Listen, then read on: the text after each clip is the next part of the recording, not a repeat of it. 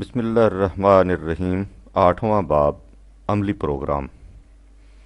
گزشتہ صفحات میں ہم دیکھ چکے ہیں کہ اگر انسان کو اعلیٰ حال ہی چھوڑ دیا جائے اور اس کی رہنمائی کسی خاص راستے کی طرف نہ کی جائے تو ہر انسان اپنے لیے وہی راہ تجویز کرے گا جس سے سب کچھ سمٹ کر اس کے پاس آ جائے۔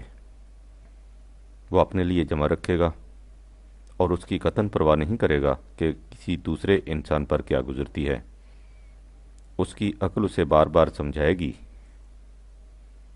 کہ اسی متاع پر بھروسہ کیا جا سکتا ہے جو اپنے پاس موجود ہو۔ دنیا میں کوئی کسی کا نہیں بنتا، سب کھانے کے یار ہیں۔ اگر کل کو تم پر کوئی برا وقت آ پڑا تو کوئی تمہاری مدد نہیں کرے گا۔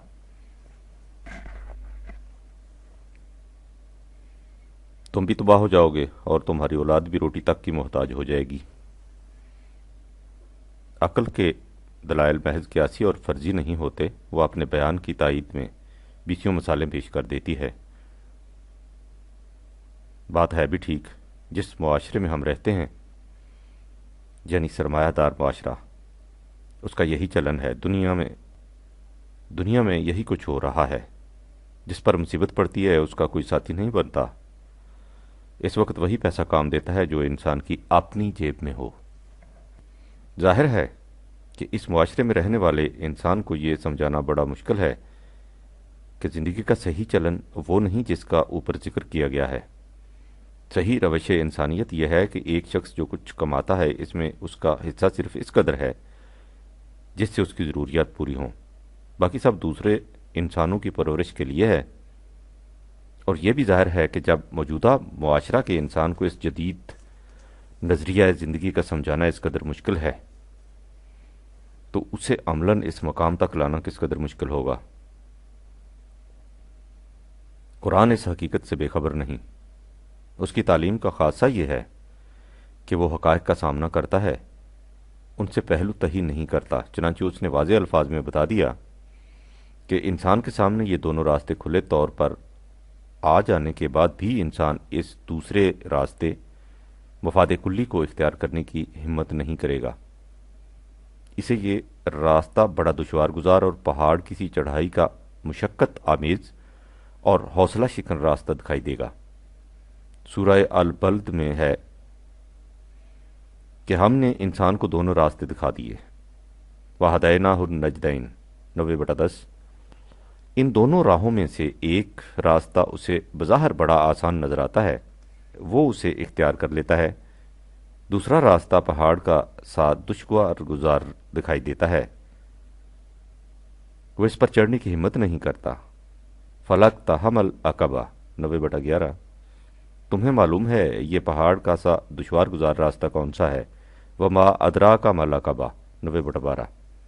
یہ راستہ وہ ہے جس میں انسانوں کو غلامی اور محکومی کی زنجیروں سے رہا کرایا جاتا ہے۔ فَكُّ الرَّقَبَةِ 90/13۔ یا معاشی بدحالی کے دور میں جب بھوک اور مشقت عام ہو جائے، ان ناداروں اور بے کسوں کی روزی کا فکر کرنا جو معاشرے کے دیگر افراد کے قریب ہوتے ہوئے بھی اپنے آپ کو تنہا محسوس کریں۔ وَإِطْعَامُ فِي يَوْمٍ ذِي مَسْغَبَةٍ یتیمًا ذا مقربہ 90/15۔ یا ان مزدوروں کی بہبود کا انتظام کرنا جنہیں ہمیشہ مٹی میں لت پت رکھا جاتا ہے تاکہ ان کی صلاحیتوں کی نشو و نما رکی رہے۔ او مسکیناً ذا متربہ 90/16۔ ظاہر ہے کہ اس کی شکل یہی ہے کہ اس معاشرے کی جگہ وہ معاشرہ قائم کیا جائے جس کی تاکید قرآن نے کی ہے۔ سوال یہ ہے کہ اس پہاڑ کی چوٹی پر چڑھنے کے مرادف دشوار گزار راستہ کو اختیار کرنے کے لیے انسانوں کو کس طرح تیار کیا جائے، انہیں کس طرح موجودہ معاشرہ سے اس معاشرہ تک لے جایا جائے جس میں ہر فرد دوسرے فرد کی ربوبیت کا ذمہ دار بن جائے۔ یہ ہے اصل سوال۔ قرآن اس کا جواب نہایت شرح و بسط سے دیتا ہے۔ وہ اس کے لیے ایک مفصل پروگرام مرتب کر کے دیتا ہے۔ اس پروگرام کی سب سے پہلی کڑی یہ ہے کہ انسان کے دل میں چند بنیادی تصورات کو بطور اصولی حقائق نقش کرا دیا جائے۔ اسے ایمان کہتے ہیں، یعنی زندگی کا نصب العین۔ ان میں سب سے پہلا تصور یہ ہے کہ انسان کے پاس عقل کے علاوہ ایک اور ذریعہ علم بھی ہے جسے وحی کہتے ہیں، جس کے پیغمبر حضرات انبیاء اکرام تھے۔ برگسان اس باب میں کہتا ہے، اس سے انکار نہیں ہو سکتا کہ عقل انسان کا امتیازی نشان ہے۔ یہ بھی ہر ایک کو تسلیم ہے کہ عقل متاع گراں بہا ہے، ایسے ہی جیسے فن لطیفہ کا کوئی شاہکار گراں بہا ہوتا ہے، لیکن یہ چیز محتاج وضاحت ہے کہ عقل کے فیصلے کس صورت میں مطلق اور واجب التعمیل قرار پاتے ہیں۔ عقل تو صرف دلائل فراہم کرتی ہے جن کی تردید دوسرے دلائل سے ہو سکتی ہے، اسی لیے اس پر اصرار کرنا غلطی ہے کہ ہماری اور آپ کی عقل ایسی گراں بہا ہے کہ وہ توان و کرہن ہم سے اپنی عظمت کا اعتراف کرا لے اور اپنے فیصلوں کو منوا لے۔ ہمیں اس کے ساتھ یہ بھی کہنا ہوگا کہ عقل و بصیرت کے پیچھے وہ انسان ہیں جنہوں نے نوع انسانی کو خدائی رنگ میں رنگ دیا اور اس طرح عقل کو لاہوتی سند عطا کر دی۔ یہ وہ گراں قدر ہستیاں ہیں جو ہمیں ایک مثالی معاشرے کی طرف کشاں کشاں لیے جاتی ہیں۔ اس کے بعد دوسرا مسلمہ یہ ہے کہ اس کائنات میں ایک ہی قانون ہے جو انفس اور آفاق کی دنیا میں کار فرما ہے، یعنی وہی قانون ربوبیت جو خارجی کائنات میں از خود نافذ العمل ہے، اسے انسانی دنیا میں بھی نافذ العمل ہونا چاہیے۔ انسان کسی دوسرے قانون کے ذریعے کامیاب زندگی بسر نہیں کر سکتا۔ اس وحدت قانون یونٹی آف لا کے معنی ہے وحدت خالق۔ وحدت خالق کا لازمی نتیجہ وحدت مخلوق ہے، یعنی تمام نوع انسانی ایک عالمگیر برادری۔ قرآن نے اس حقیقت پر بڑا زور دیا ہے کیونکہ انسانی دنیا میں قانون ربوبیت کی عمارت اسی بنیاد پر قائم ہوتی ہے۔ وہ کہتا ہے کہ تمام نوع انسانی کی تخلیق ایک نفس واحدہ سنگل سیل سے ہوئی ہے۔ هو الذی خلقکم من نفس واحدہ 7/189۔ تمام انسان ایک ہی درخت کی شاخیں، ایک ہی برادری کے افراد اور ایک ہی جسم کے مختلف حصے ہیں۔ اس لیے ان سب کی تخلیق اور زندگی کی اٹھان نفس واحد کی طرح ہونی چاہیے۔ وما خلقکم ولا بعثکم الا کا نفس واحدہ 31/28۔ انسان کی ہوس ناکیوں نے اس عالمگیر برادری کو ٹکڑے ٹکڑے کر رکھا ہے، لیکن وہی کا مقصود یہ ہے کہ ان امتیازات کو مٹا کر پھر سے نوع انسانی کو امت واحدہ بنا دیا جائے۔ کان الناس امۃ واحدۃ فبعث اللہ النبیین 2/213۔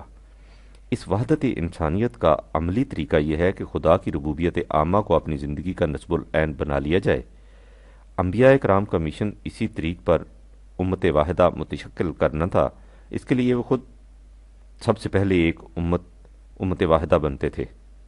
وَإِنَّ هَٰذِهِ أُمَّتُكُمْ أُمَّةٌ وَاحِدَةٌ وَأَنَا رَبُّكُمْ فَاتَّقُونِ 23/52۔ وحدت انسانیہ ایک ایسی حقیقت ہے جسے اب رفتہ رفتہ تمام دنیا تسلیم کرنے پر مجبور ہو رہی ہے۔ اس باب میں مفکرین مغرب کے سینکڑوں اقوال پیش کیے جا سکتے ہیں، لیکن ہمارا خیال ہے کہ اس سلسلہ میں وہ آخری شہادت سب کو اپنے اندر جمع کر لیتی ہے جس کا چند سال ادھر UNO کی طرف سے اعلان ہوا تھا۔ یونیسکو نے بڑے بڑے ائمہ علوم و فنون کی ایک کمیٹی بٹھائی تھی کہ وہ بتائیں کہ نوع انسانی کے متعلق ان کی تحقیقات کا ماحصل کیا ہے۔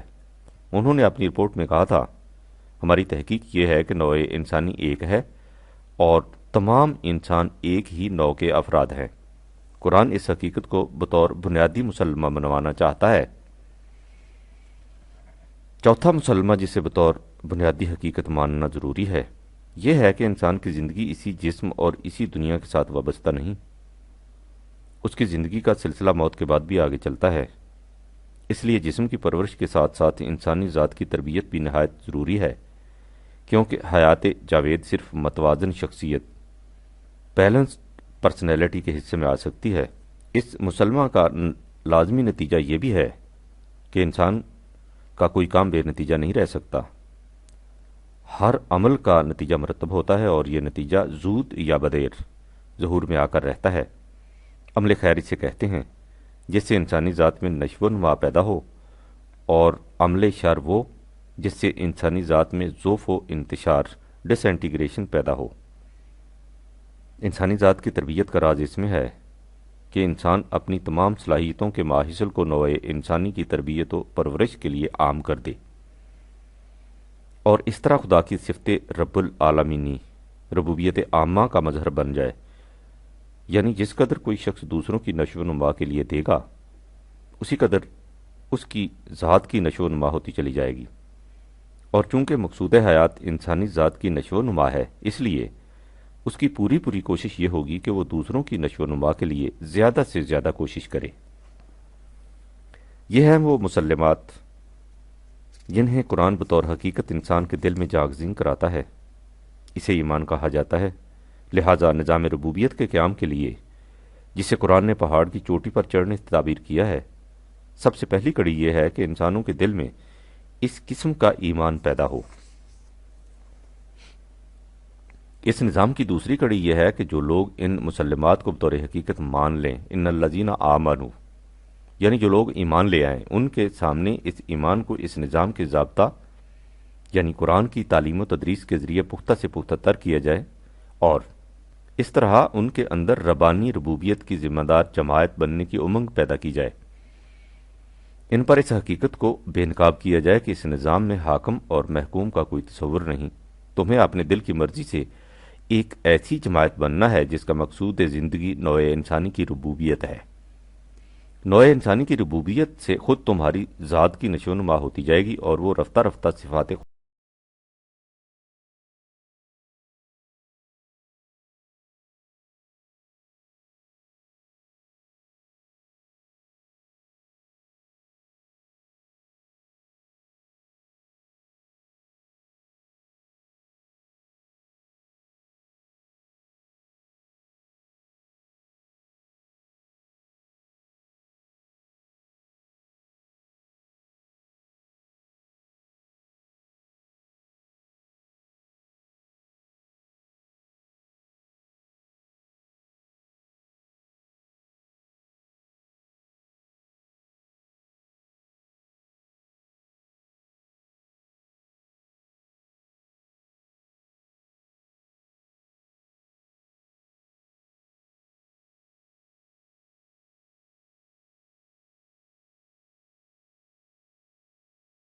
یہ روا نہیں کہ خدا اسے کتاب اور حکومت اور نبوت تک بھی کیوں نہ عطا کر دے، اور وہ لوگوں سے یہ کہے کہ تم قانون خداوندی کی بجائے میرے احکام کی اطاعت کرو۔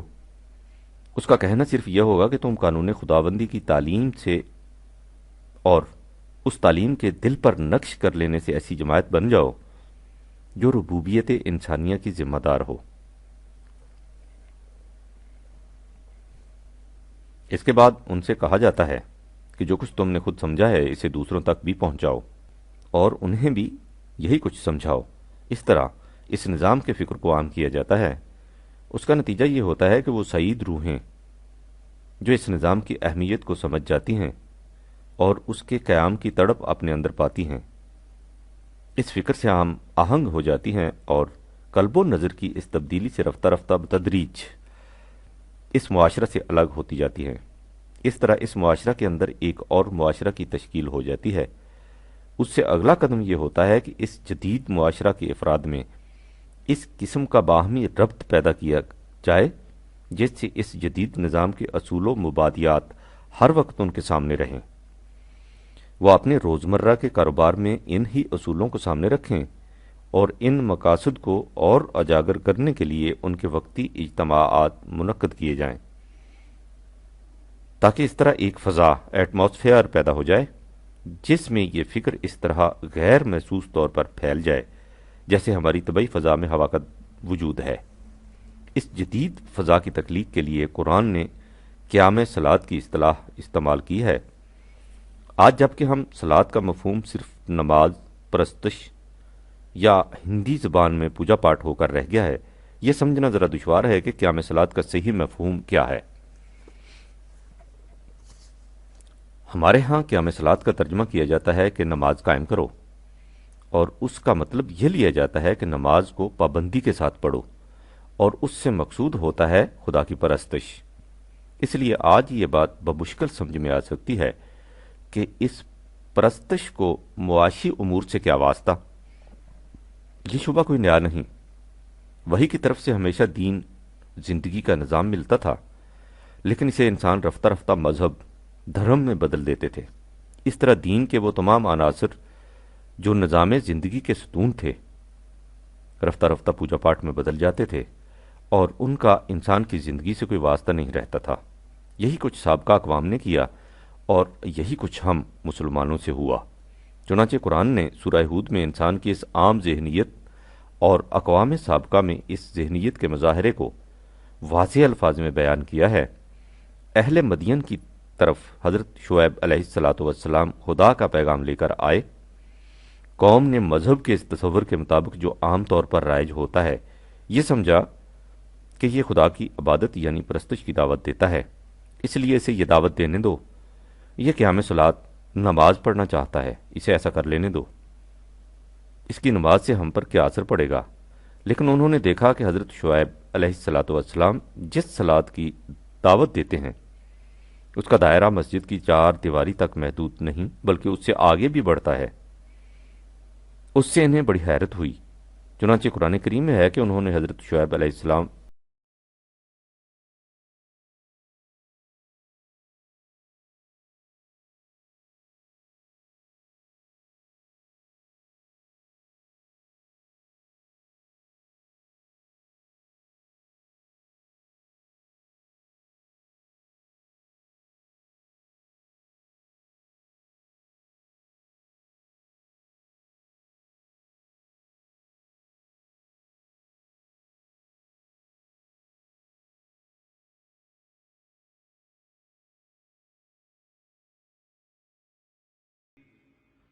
گیارہ بٹا 87۔ اے شعیب، کیا تیری صلاۃ تجھے اس کا بھی حکم دیتی ہے کہ ہم ان قوانین کی اطاعت چھوڑ دیں جن کی اطاعت ہمارے آباء و اجداد کرتے چلے آ رہے ہیں؟ اور کیا تیری صلاۃ تجھے اس کا بھی حکم دیتی ہے کہ ہم اپنا مال و دولت اپنی مرضی سے خرچ نہ کریں؟ قوم شعیب کے اس اعتراض پر غور کیجیے اور پھر سوچیے کہ قرآن کی روح سے صلاۃ کا دائرہ کس قدر وسیع ہے۔ قوم شعیب نے کہا کہ ہم تو سمجھتے تھے کہ صلاۃ سے مراد خدا کی پرستش ہے، لیکن یہ تمہاری صلاۃ عجیب ہے جو ہم سے کہتی ہے کہ ہم اپنی دولت کو بھی جس طرح جی چاہے خرچ نہیں کر سکتے۔ بھلا نماز کو معاشیات سے کیا واسطہ؟ غور کیجیے، کیا آج بھی صلاۃ سے وہی مفہوم نہیں لیا جا رہا جو مفہوم قوم شعیب کے ذہن میں تھا؟ اور کیا آج کا مسلمان بھی وہی اعتراض نہیں پیش کرتا جو مدین کی قوم کی طرف سے عائد کیا گیا تھا؟ بہرحال مقصود یہ بتانا تھا کہ خدا کے نظام ربوبیت کے قیام کے لیے ایمان کے بعد دوسری کڑی یہ ہوتی ہے کہ اس معاشرہ میں ایسی فضا پیدا کی جائے جس سے اٹھتے بیٹھتے چلتے پھرتے یہی تصور آنکھوں کے سامنے رہے۔ اس کا نام قرآن کی اصطلاح میں قیام صلاۃ ہے۔ صلاۃ کے معنی ہے خدا کے قوانین کے پیچھے پیچھے چلنا۔ مسلی اس گھوڑے کو کہتے ہیں جو ریس میں اول نمبر کے گھوڑے کے پیچھے لیکن اس سے متصل چلا آئے۔ لہذا اقامت صلاۃ کے معنی ہیں ایسا معاشرہ قائم کرنا جس میں تمام افراد قوانین خداوندی کے پیچھے پیچھے چلتے جائیں، یہ سب نظام ربوبیت کا اتباع کریں۔ واضح رہے کہ نماز کے اجتماعات بھی اقامت صلاۃ کا ایک حصہ ہیں، لیکن نظام صلاۃ صرف نماز کے اجتماعات نہیں، یہ نظام ایک مومن کی ساری زندگی پر محیط ہوتا ہے۔ اس سے آگے بڑھیے، صلاۃ اور ربوبیت کا کس طرح چولی دامن کا ساتھ ہے۔ اس کا اندازہ اس سے لگائیے کہ قرآن میں اقیموا الصلاۃ کے ساتھ ہی ایتاء الزکوٰۃ کا حکم آیا ہے۔ اقیموا الصلاۃ و آتوا الزکوٰۃ قرآن میں بار بار دہرایا گیا ہے، لیکن مشکل یہ ہے کہ جس طرح ہمارے ہاں اقیموا الصلاۃ کا مفہوم صرف نماز پڑھنا رہ گیا ہے، اسی طرح آتوا الزکوٰۃ کا مفہوم یہ قرار پا گیا ہے کہ ایک سرمایہ دار دولت کے انبار جمع کرتا رہے اور سال کے بعد اس میں سے 2.5% خیرات دے دے، یہ ہے فریضہ زکوٰۃ۔ حالانکہ زکوٰۃ کے معنی نشو و نما، گروتھ ہیں، لہذا آتوا الزکوٰۃ کے معنی ہوئے سامان نشو و نما کا بہم پہنچانا۔ اب اقیموا الصلاۃ و آتوا الزکوٰۃ کا صحیح مفہوم سامنے آ سکتا ہے، یعنی معاشرہ میں ایسی فضا پیدا کر دی جائے جس سے ہر فرد معاشرہ ان مستقل اقدار کو جن کا ذکر اوپر کیا گیا ہے اپنے اندر سموئے ہوئے اور قوانین خداوندی کا کامل اتباع کرتے ہوئے اپنے دل کی مرضی اور خوشنودی سے دوسروں کے لیے سامان نشو و نما بہم پہنچانے کی فکر میں لگ جائے۔ قرآن نے اقامت الصلاۃ کا لازمی نتیجہ یہی بتایا ہے جب فرمایا کہ ان الصلاۃ تنہا عن الفحشاء والمنکر، 29/45۔ یہ یقینی بات ہے کہ صلاۃ بخل سے روک دیتی ہے اور عقل کی ان فریب کاریوں سے بچا دیتی ہے جن کی بنا پر انسان سب کچھ اپنے لیے سمیٹنے کی فکر کرتا رہتا ہے۔ غور کیجئے، صلاۃ کا مقصد یہ بتایا کہ اس سے افراد معاشرہ بخل، سب کچھ سمیٹ لینے کی ذہنیت سے بچ جاتے ہیں اور عقل فسون ساز کی فریب کاریوں منکر سے محفوظ ہو جاتے ہیں، اور اس طرح ایتاء زکوٰۃ افراد معاشرہ کے لیے سامان نشو و نما بہم پہنچانے کی تگ و تاز میں مصروف ہو جاتے ہیں۔ یعنی قیام صلاۃ سے انسان کی ذہنیت بدل جاتی ہے، اس کے قلب و نگاہ میں انقلاب واقع ہو جاتا ہے۔ اس انقلاب کے معنی یہ ہے کہ انسان اپنے جذبات کو عقل و شعور کے تابع رکھتا ہے، انہیں بے لگام نہیں ہونے دیتا اور اپنی عقل و شعور سے وحی کے مستقل اقدار کی روشنی میں کام لیتا ہے۔ ہم دیکھ چکے ہیں کہ قرآن نے بتایا ہے کہ انسان کو اللہ حالے ہی چھوڑ دیا جائے تو یہ سب کچھ اپنے لیے سمیٹتا چلا جاتا ہے اور اس کی ہوس کی آگ کبھی بجھتی ہی نہیں۔ اس کی کیفیت یہ ہوتی ہے کہ جمع کرتا رہتا ہے اور پھر اپنی تھیلی کا منہ اوپر سے بند کر لیتا ہے۔ جمع فاؤ 70/18۔ اس لیے کہ اس کی بھوک مٹتی ہی نہیں۔ ان الانسان خلق ہلوعا 70/19۔ جب اس سے کچھ چھنتا ہے تو وہ واویلا مچانا شروع کر دیتا ہے۔ اذا مسہ الشر جزوعا 70/20۔ اور جب مال و دولت کی فراوانی ہو جاتی ہے تو اسے دبا کر بیٹھ جاتا ہے۔ واذا مسہ الخیر منوعا 70/21۔ اب اس کے بعد دیکھیے کہ اس ذہنیت کی تبدیلی کے لیے قرآن کیا علاج بتاتا ہے۔ وہی اقامت الصلاۃ کا علاج۔ وہ کہتا ہے کہ مذکورہ صدر ذہنیت عام انسانوں کی ہوتی ہے، لیکن وہ لوگ اس سے بچ جاتے ہیں جو نظام صلاۃ قائم کرتے ہیں۔ الا المصلین الذین هم علی صلاتہم دائمون 73/23-24۔ اس تبدیلی نگاہ سے ہوتا کیا ہے؟ یہ کہ وہ اس حقیقت کو تسلیم کر لیتے ہیں کہ ہم اپنی استعداد کے ماحصل کے واحد مالک نہیں ہیں، اس میں ہر ضرورت مند اور محروم کا حق ہے۔ والذین فی اموالہم حق معلوم للسائل والمحروم 70/24-25۔ آپ نے دیکھا کہ وہ کیا تبدیلی ہے جو انسان کی نگاہ میں صلاۃ سے پیدا ہوتی ہے، اور قرآن کی روح سے مصلی نمازی کون ہے؟ دوسرے مقام پر ہے کہ جہنم والوں سے پوچھا جائے گا کہ تم نے کیا جرم کیا تھا جس کی وجہ سے تمہاری یہ حالت ہو گئی؟ وہ کہیں گے ہم مصلی نہیں بنے تھے۔ قالوا لم نکو من المصلین 74/43۔ یعنی ہماری کیفیت یہ تھی کہ ہم ان لوگوں کے لیے جو حرکت سے محروم ہو گئے تھے سامان پرورش نہیں فراہم کرتے تھے۔ ولم نکو نطعم المسکین 74/48۔ نیز دیکھو 75/31۔ سورہ الدہر میں اس حقیقت کو نہایت حسین و دلکش انداز میں بیان کیا گیا ہے۔ اس میں کہا گیا ہے کہ انسان کو ذرائع علم و سمع بصر دینے کے بعد زندگی کا راستہ دکھا دیا اور اسے یہ اختیار دے دیا کہ چاہے اس راستے کو اختیار کر لے اور چاہے اس سے انکار کر دے۔ انا ہدیناہ السبیل اما شاکرا و اما کفورا 76/3۔ اسے یہ بھی بتا دیا کہ اس راستے سے روگردانی کرنے کا نتیجہ یہ ہوگا کہ انسانی ذات کی صحیح آزادیاں سلب ہو جائیں گی، زندگی گھٹ کر جوئے کا ماب رہ جائے گی، اس کی کشادگیاں سمٹ جائیں گی، اس کی نشو و نما رک جائے گی، اس کی کھیتیاں جھلس جائیں گی۔ انا اعتدنا للکافرین سلاسل و اغلال و سعیرا 76/4۔ اس راہ سے انکار کرنے والوں اور اس طرح زندگی کی برومندیوں کو دبا دینے والوں کے لیے زنجیریں اور توق اور جھلسا دینے والی آگ کے شعلے بنا دیے گئے ہیں۔ ان کے برعکس جو لوگ اس راستے کو اختیار کر لیں گے ان کے سینے میں کشاد اور نگاہوں میں وسعت پیدا ہو جائے گی اور زندگی پھیل کر بحر بیکراں بن جائے گی۔ ان لوگوں کو ابرار کہہ کر پکارا گیا ہے جن کے معنی کشاد اور وسعت ہیں۔ یہ اس پیالے سے آب حیات پئیں گے جس میں سکون اور ٹھنڈک کی آمیزش ہوگی۔ ان الابرار یشربون من کاس کان مزاجها کافورا 76/5۔ یہ مشروب آئے گا کہاں سے؟ اس چشمے سے جسے یہ لوگ اپنے دل کی گہرائیوں سے پھاڑ کر نکالیں گے۔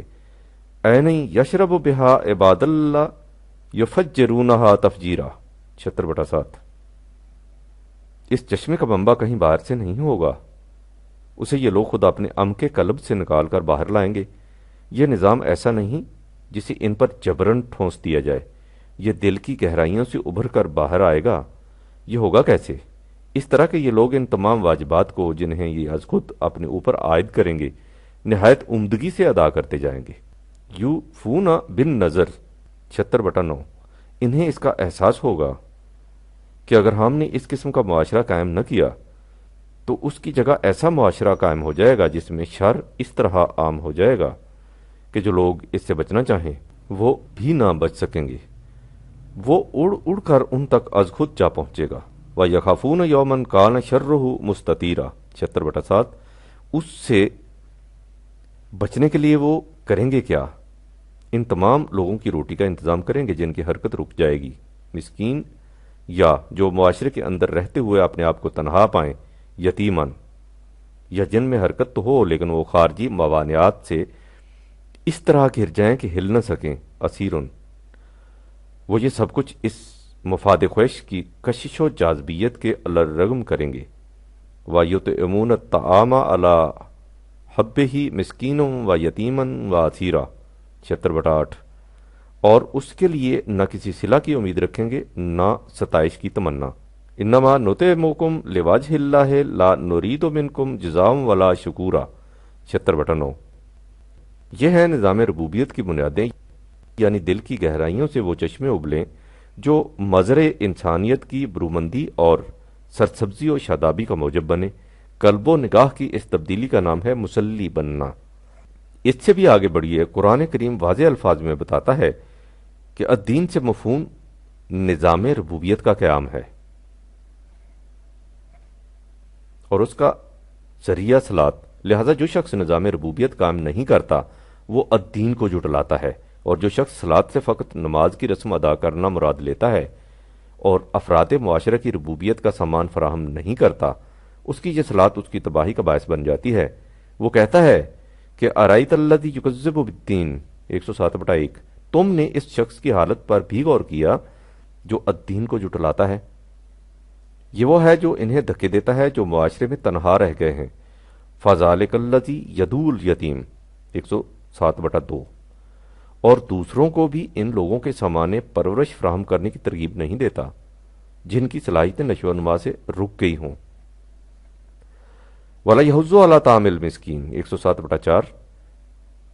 جس صلاۃ کا نتیجہ یہ نہیں ہوتا، سمجھ لو کہ وہ صلاۃ بے نتیجہ ہی نہیں بلکہ تباہی کا باعث ہے۔ فَوَيْلٌ لِّلْمُصَلِّينَ الَّذِينَ هُمْ عَنْ صَلَاتِهِمْ سَاهُونَ 107/5۔ تباہی کا باعث اس لیے کہ اگر وہ صلاۃ کو بالکل ترک کر دیں تو اس کا احساس تو ہوگا کہ ہمارے معاشرے کی تباہی فقدان قیام صلاۃ کی وجہ سے ہے، لیکن جب صلاۃ کو رسم نماز میں بدل لیا جائے تو اس سے جھوٹا اطمینان حاصل ہو جاتا ہے کہ ہم صلاۃ کے پابند ہیں اور معاشرہ کی خرابی کا باعث کچھ اور ہے۔ یہ ہیں وہ مسلین جن کی صلاۃ دیکھنے میں صلاۃ نظر آتی ہے لیکن در حقیقت صلاۃ ہوتی نہیں، کیونکہ جو صلاۃ ربوبیت عامہ کے معنی ہو جائے وہ صلاۃ کیا ہے؟ الذین ھم یراؤن ویمنعون الماعون 107/6-7۔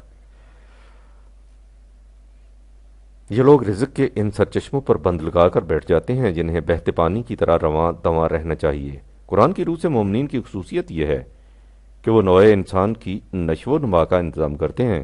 والذین ھم للزکوٰۃ فاعلون 23/4۔ دیکھیے یہاں للزکوٰۃ فاعلون نے کس طرح بات واضح کر دی ہے۔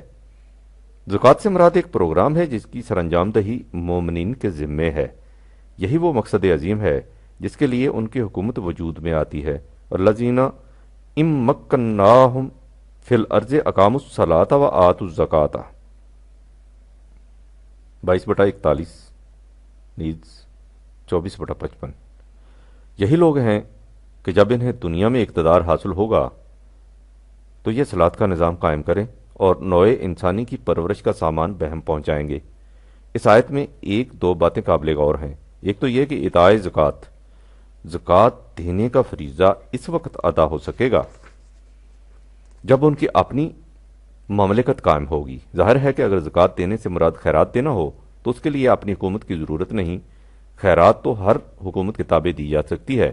اس سے ظاہر ہے کہ اعطائے زکوٰۃ سے مراد خیرات دینا نہیں، اس سے مراد ایسا نظام حکومت قائم کرنا ہے جس کا مقصد نوع انسان کے لیے سامان نشو و نما مہیا کرنا ہو۔ اور دوسری غور طلب بات یہ ہے کہ اس آیت میں کہا گیا ہے کہ اسلامی مملکت زکوٰۃ دے گی، اس حکومت کا فریضہ اعطائے زکوٰۃ ہوگا۔ لہٰذا یہ جو عام طور پر کہا جاتا ہے کہ اسلامی حکومت کا فریضہ یہ ہے کہ وہ لوگوں سے زکوٰۃ کا روپیہ وصول کرے، یہ تصور قرآن کے تصور زکوٰۃ کے خلاف ہے۔ قرآن کریم تو یہ کہتا ہے کہ اسلامی حکومت کا فریضہ زکوٰۃ دینا، اعطائے زکوٰۃ ہے، نہ کہ لوگوں سے زکوٰۃ لینا۔ حقیقت یہ ہے کہ یہ ساری الجھنیں زکوٰۃ کے مروجہ مفہوم کی پیدا کردہ ہیں۔ اس میں زکوٰۃ کا مفہوم انفرادی خیرات ہے، لیکن دین کے نظام میں اعطائے زکوٰۃ سے مراد افراد انسانیہ کے لیے سامان نشو و نما بہم پہنچانا ہے، جو اسلامی حکومت کا فریضہ بلکہ اس کے قیام کی وجہ جواز ہے۔ اب آگے بڑھیے۔ ہم دیکھ چکے ہیں کہ نظام ربوبیت کی بنیاد اس ایمان پر ہے کہ ہماری نگاہ قریبی مفاد کی بجائے مستقبل کے مفاد آخرت پر رہے۔ ظاہر ہے کہ جو شخص مستقبل پر نگاہ رکھے گا وہ نظام ربوبیت نوع انسانی کی نشو و نما زکوٰۃ کے لیے کوشاں ہوگا، لیکن جو شخص مستقبل پر نگاہ نہیں رکھے گا وہ اس کے لیے کوشاں ہو ہی نہیں سکتا۔ اس لیے قرآن نے کہا ہے الذین لا یؤتون الزکاۃ وہم بالآخرۃ ہم کافرون، 41/7-8۔ جو لوگ انسانوں کو نشو و نما بہم نہیں پہنچاتے وہ در حقیقت آخرت کے منکر ہیں۔ اس کے برعکس اقامت صلاۃ اور ایتائے زکوٰۃ کے حاملین آخرت پر ایمان رکھتے ہیں۔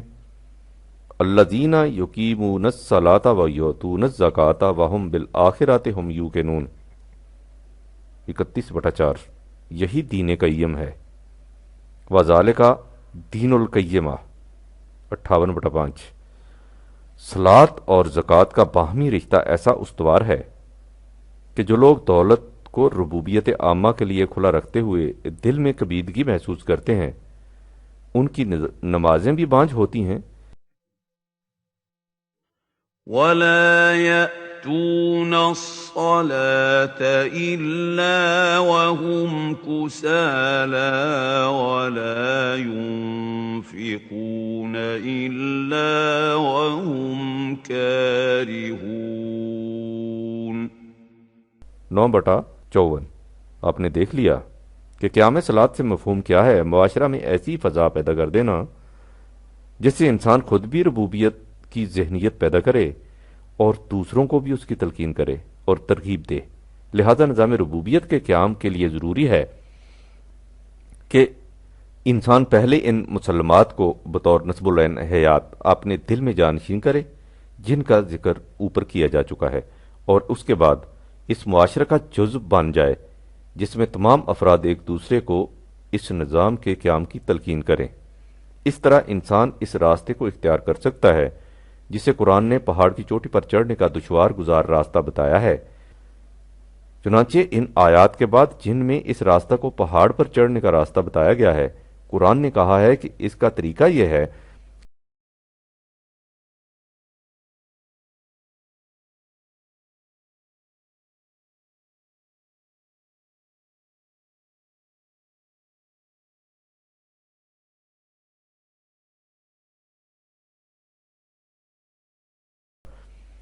انسان ان لوگوں میں سے ہو جائے جو ایمان لائے اور جنہوں نے ایسا معاشرہ قائم کر لیا جس میں ہر فرد دوسرے کو گرنے سے بچانے اور سامان نشو و نما بہم پہنچانے کی تلقین کرتا ہے۔ انسانی معاشرہ کی بنیاد ان محرکات پر ہوتی ہے جو افراد معاشرہ کو آمادہ بے عمل کرتے ہیں۔ اگر آپ ان محرکات کی نگہداشت کرتے رہیں اور ایسا انتظام کر دیں کہ وہ محرکات افسردہ نہ ہونے پائیں اور نہ ہی ان میں اور قسم کے محرکات کی آمیزش ہو، تو اس معاشرہ کے افراد کی سیرت اور کردار میں استقامت اور توازن پیدا ہو جائے گا، اور یہی چیز ایک صحیح معاشرہ کی جان ہے۔ چنانچہ اس باب میں علم تجزیہ نفس کا امام فرائڈ لکھتا ہے کہ وہ مہذب سوسائٹی جو افراد سے تو اچھے کردار کا مطالبہ کرتی ہے، لیکن جن محرکات پر اس کردار کی بنیاد ہوتی ہے ان کا کچھ خیال نہیں کرتی، وہ ایسے افراد سے اطاعت احکام کراتی ہے جو اس اطاعت میں اپنی فطرت کے تقاضوں کی اطاعت نہیں کر رہے ہوتے۔ جس شخص سے ایسے احکام کی اطاعت کرائی جائے جنہیں وہ اپنے فطری تقاضوں کا مظاہرہ نہ سمجھے، علم النفس کی زبان میں یوں سمجھیے کہ ایسا شخص اپنے ذرائع اور وسائل کے حدود سے باہر زندگی بسر کر رہا ہے۔ اسی کو منافق کہتے ہیں، خواہ اسے اس کا احساس ہو یا نہ ہو۔ یہ حقیقت ناقابل انکار ہے کہ ہماری دور حاضرہ کی تہذیب کی فضا ایسے منافقین کی تخلیق کے لیے غیر معمولی طور پر سازگار ہے۔ تفصیل کا یہ موقع نہیں، نہ ہی یہ زیر نظر کتاب کا یہ موضوع ہے، ورنہ بتایا جاتا کہ قرآن نے منافقین کی جو خصوصیات بتائی ہیں، فرائڈ اور عصر حاضر کے دیگر علماء علم النفس کی تحقیقات کس طرح ان کے لیے شہادت بہم پہنچاتی ہیں۔ اس وقت صرف اتنا کہ دیکھنا ہوگا کہ قرآن ان محرکات کی کس قدر نگہداشت کرتا ہے جن پر اس کے نظام ربوبیت کی عمارت اٹھتی ہے۔ اس سارے پروگرام کا نام قیام اصلاحات ہے۔ پروفیسر ہاٹرے نے لکھا ہے کہ جو چیز ایک معاشی نظام کو دوسرے معاشی نظام سے متمیز کرتی ہے یہ ہے کہ اس نظام میں وہ جذبہ محرکہ کیا ہے جو لوگوں کو کام کرنے پر آمادہ کر رہا ہے۔ آپ دیکھیے قرآن جن جذبات محرکہ پر اپنے نظام کی بنیاد رکھتا ہے وہ کس قدر محکم، پائیدار، مبنی بر علم و بصیرت اور عقلی تقاضوں کو پورا کرنے والے ہیں۔ ان محرکات کی بیداری اور پختگی یعنی قیام اصلاحات کے ساتھ ساتھ ان افراد کو انفاق یا اپنی کمائی کو کھلا رکھنے کی عملی تعلیم بھی دی جاتی ہے، یعنی ایسے مواقع سامنے لائے جاتے ہیں جن میں یہ افراد اپنی کمائی کا بیشتر حصہ اجتماعی بہبود کے لیے صرف کر دیں۔ قرآن کریم میں اس کے لیے فی سبیل اللہ کی اصطلاح آئی ہے۔ قرآن میں صدقہ و خیرات وغیرہ کے لیے جس قدر ترغیبات و تحریصات یا احکام و ضوابط آتے ہیں وہ سب اسی عبوری دور ٹرانزیشنل پیریڈ سے متعلق ہیں۔ اس کی تفصیل ذرا آگے چل کر آئے گی، یعنی وہ دور جس میں نظام ربوبیت اپنی مکمل شکل میں ہنوز قائم نہ ہو چکا ہو لیکن اس کے قائم کرنے کے لیے کوشش کی جا رہی ہو۔ بالفاظ دیگر نظام ربوبیت کے قیام کے ابتدائی مراحل اس عبوری دور میں افراد معاشرہ کی تربیت اس انداز سے کی جاتی ہے کہ وہ رفتہ رفتہ اس معاشرہ کی آخری شکل تک پہنچ جائے۔ چنانچہ انہیں یہ سکھایا جاتا ہے کہ اپنے لیے بھی رکھو لیکن اس کے ساتھ ہی اجتماعی بہبود کے لیے بھی دو، اس لیے کہ معاشرہ سب کچھ لے لینے کا مطالبہ صرف اس وقت کر سکتا ہے جب وہ اس پوزیشن میں ہو کہ افراد معاشرہ کی تمام ضروریات زندگی بہم پہنچا سکے۔ یہی ہے وہ آخری مقام جس تک یہ جماعت آہستہ آہستہ بڑھتی جاتی ہے۔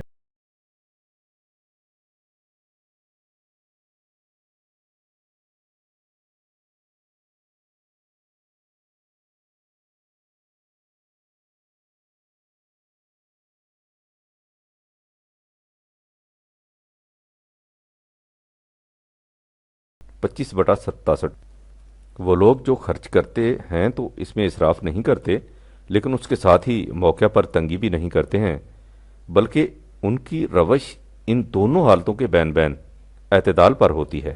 دوسری جگہ ہے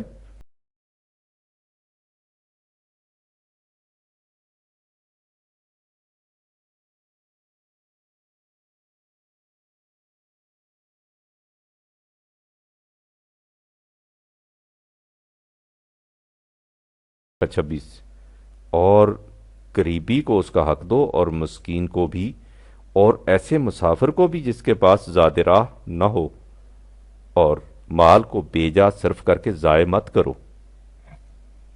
کہیں انہیں محتاجوں اور غریبوں کو خفیہ اور علانیہ خیرات دینے کی تلقین کی جاتی ہے 2/271، اور کہیں حکم دیا جاتا ہے کہ دولت کو گردش دیتے رہو لیکن اس انداز سے کہ وہ اوپر ہی اوپر کے طبقہ میں نہ پھرتی رہے۔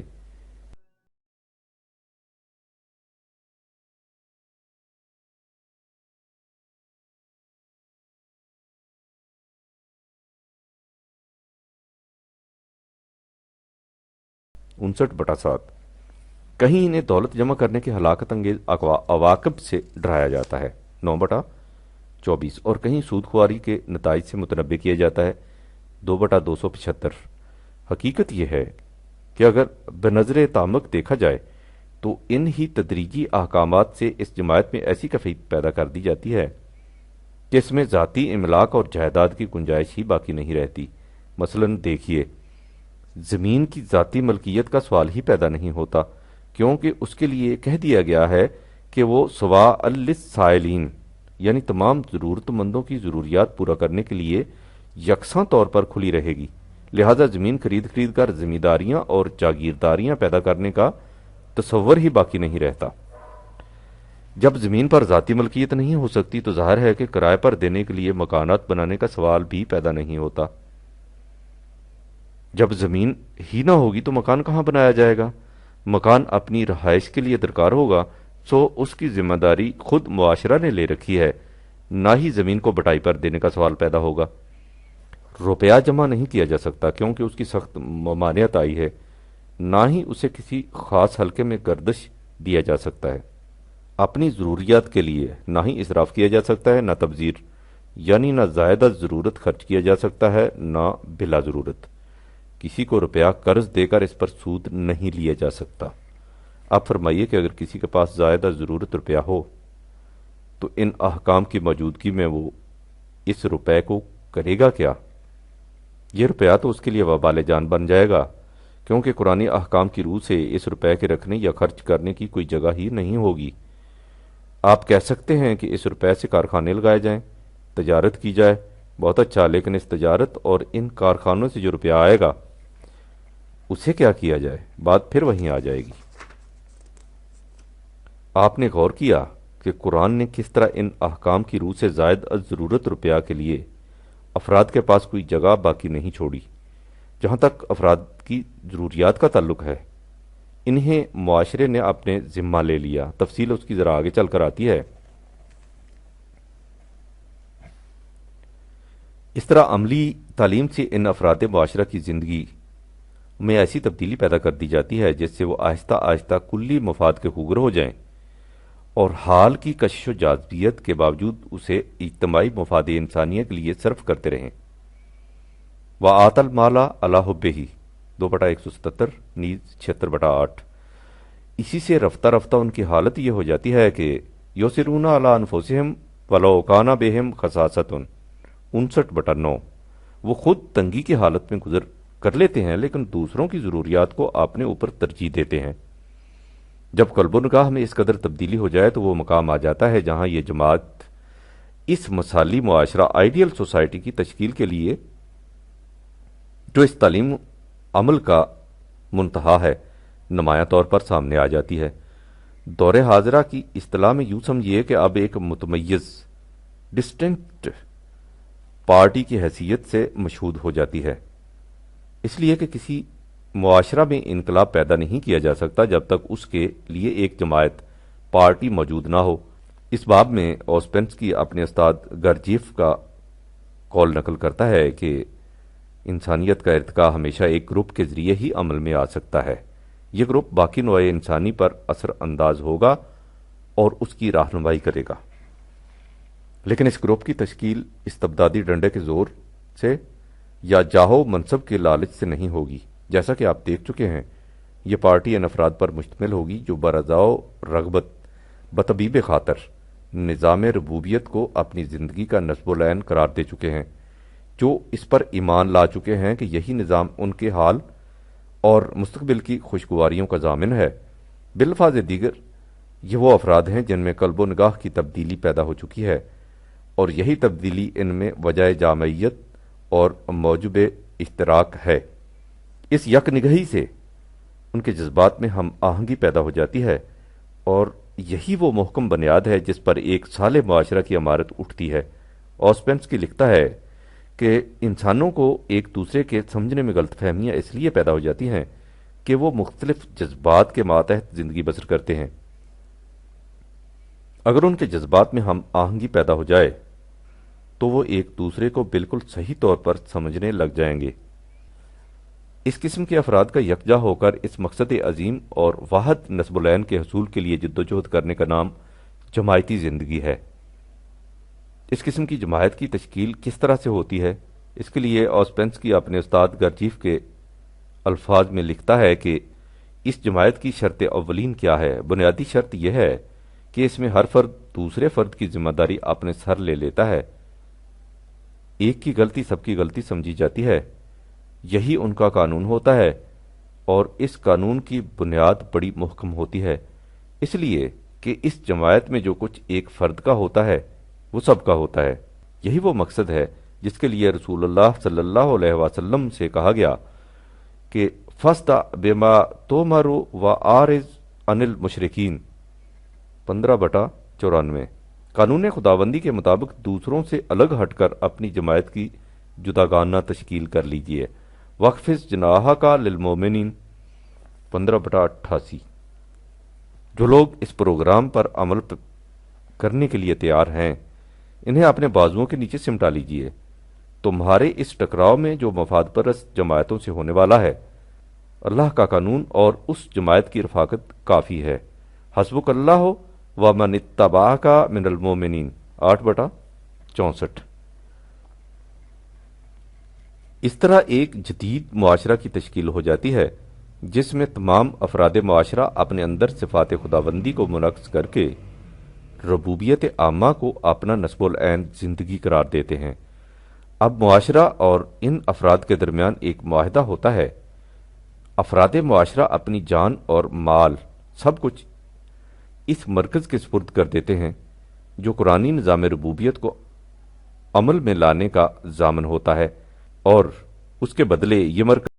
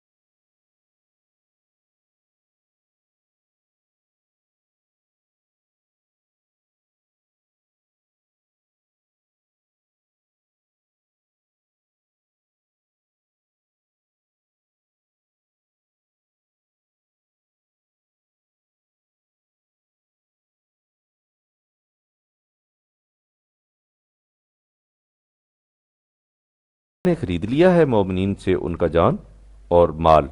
بائیوز جنت کے الجنتو کے متعلق یہ پہلے لکھا جا چکا ہے کہ اس میں زندگی کی تمام بنیادی ضروریات، خوراک، لباس، مکان اور حفاظت شامل ہیں۔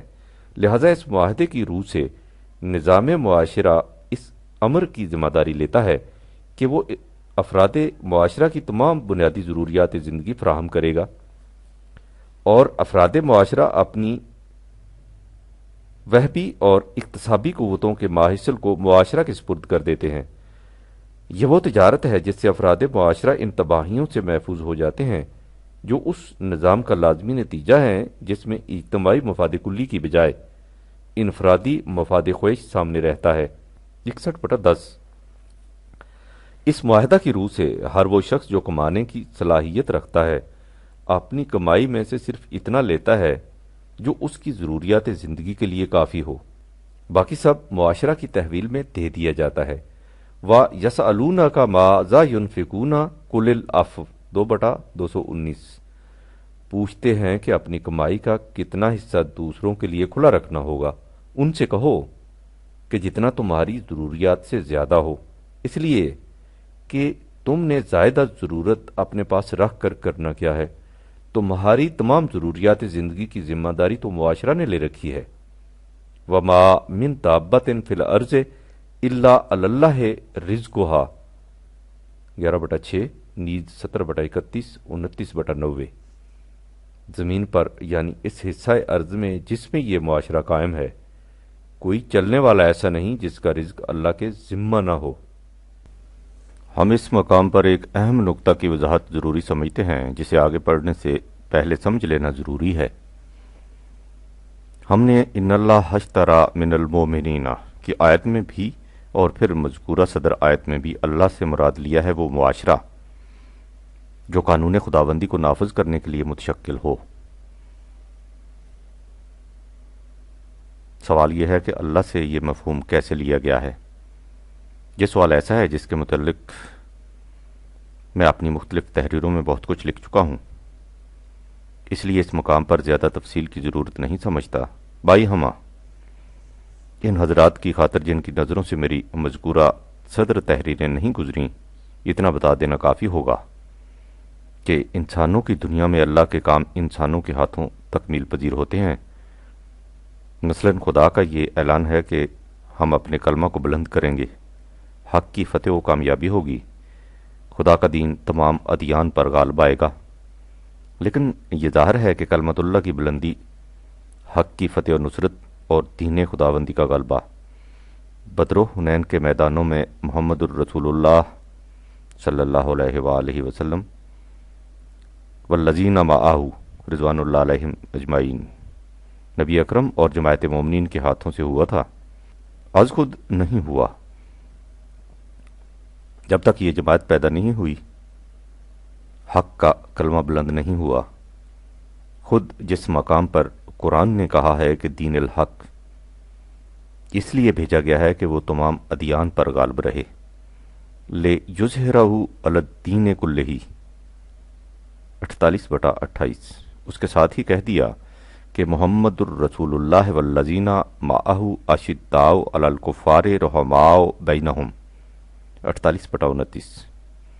یہ اس جماعت کی کفار پر شدت کا نتیجہ تھا کہ دین الحق تمام ادیان پر غالب آ گیا۔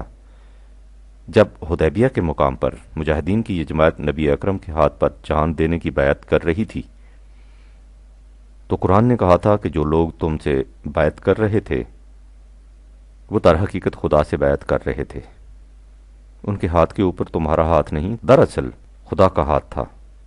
48/10 یعنی براہ راست خدا بیعت نہیں لیا کرتا، نظام خداوندی کا مرکز خدا کی بیعت لیتا ہے۔ اسی طرح جب بدر کے میدان میں مجاہدین حق کے غلبہ کے لیے مخالفین پر تیر اندازی کر رہے تھے تو اس کے متعلق بھی فرمایا کہ وَمَا رَمَيْتَ اِذْ رَمَيْتَ وَلَكِنَّ اللَّهَ رَمَىٰ 8/17۔ یہ تیر اندازی تم نہیں کر رہے تھے، اللہ کر رہا تھا۔ لہٰذا انسانوں کی معاشرتی زندگی میں جو ذمہ داریاں خدا نے اپنے اوپر لے رکھی ہیں وہ اس معاشرہ کے ہاتھوں پوری ہوتی ہیں جو خدا کے قانون کے مطابق متشکل ہوتا ہے۔ سورہ یاسین میں اسی حقیقت کو واضح کیا گیا ہے، جہاں یہ بتایا گیا ہے کہ جب ان کفار سے کہا جاتا ہے کہ جو کچھ اللہ نے دیا ہے اسے محتاجوں کی پرورش کے لیے کھلا رکھو، وَإِذَا قِيلَ لَهُمْ أَنفِقُوا مِمَّا رَزَقَكُمُ اللَّهُ 36/47، تو اس کے جواب میں یہ لوگ کہتے ہیں کہ اگر اللہ ایسا ہی چاہتا ہے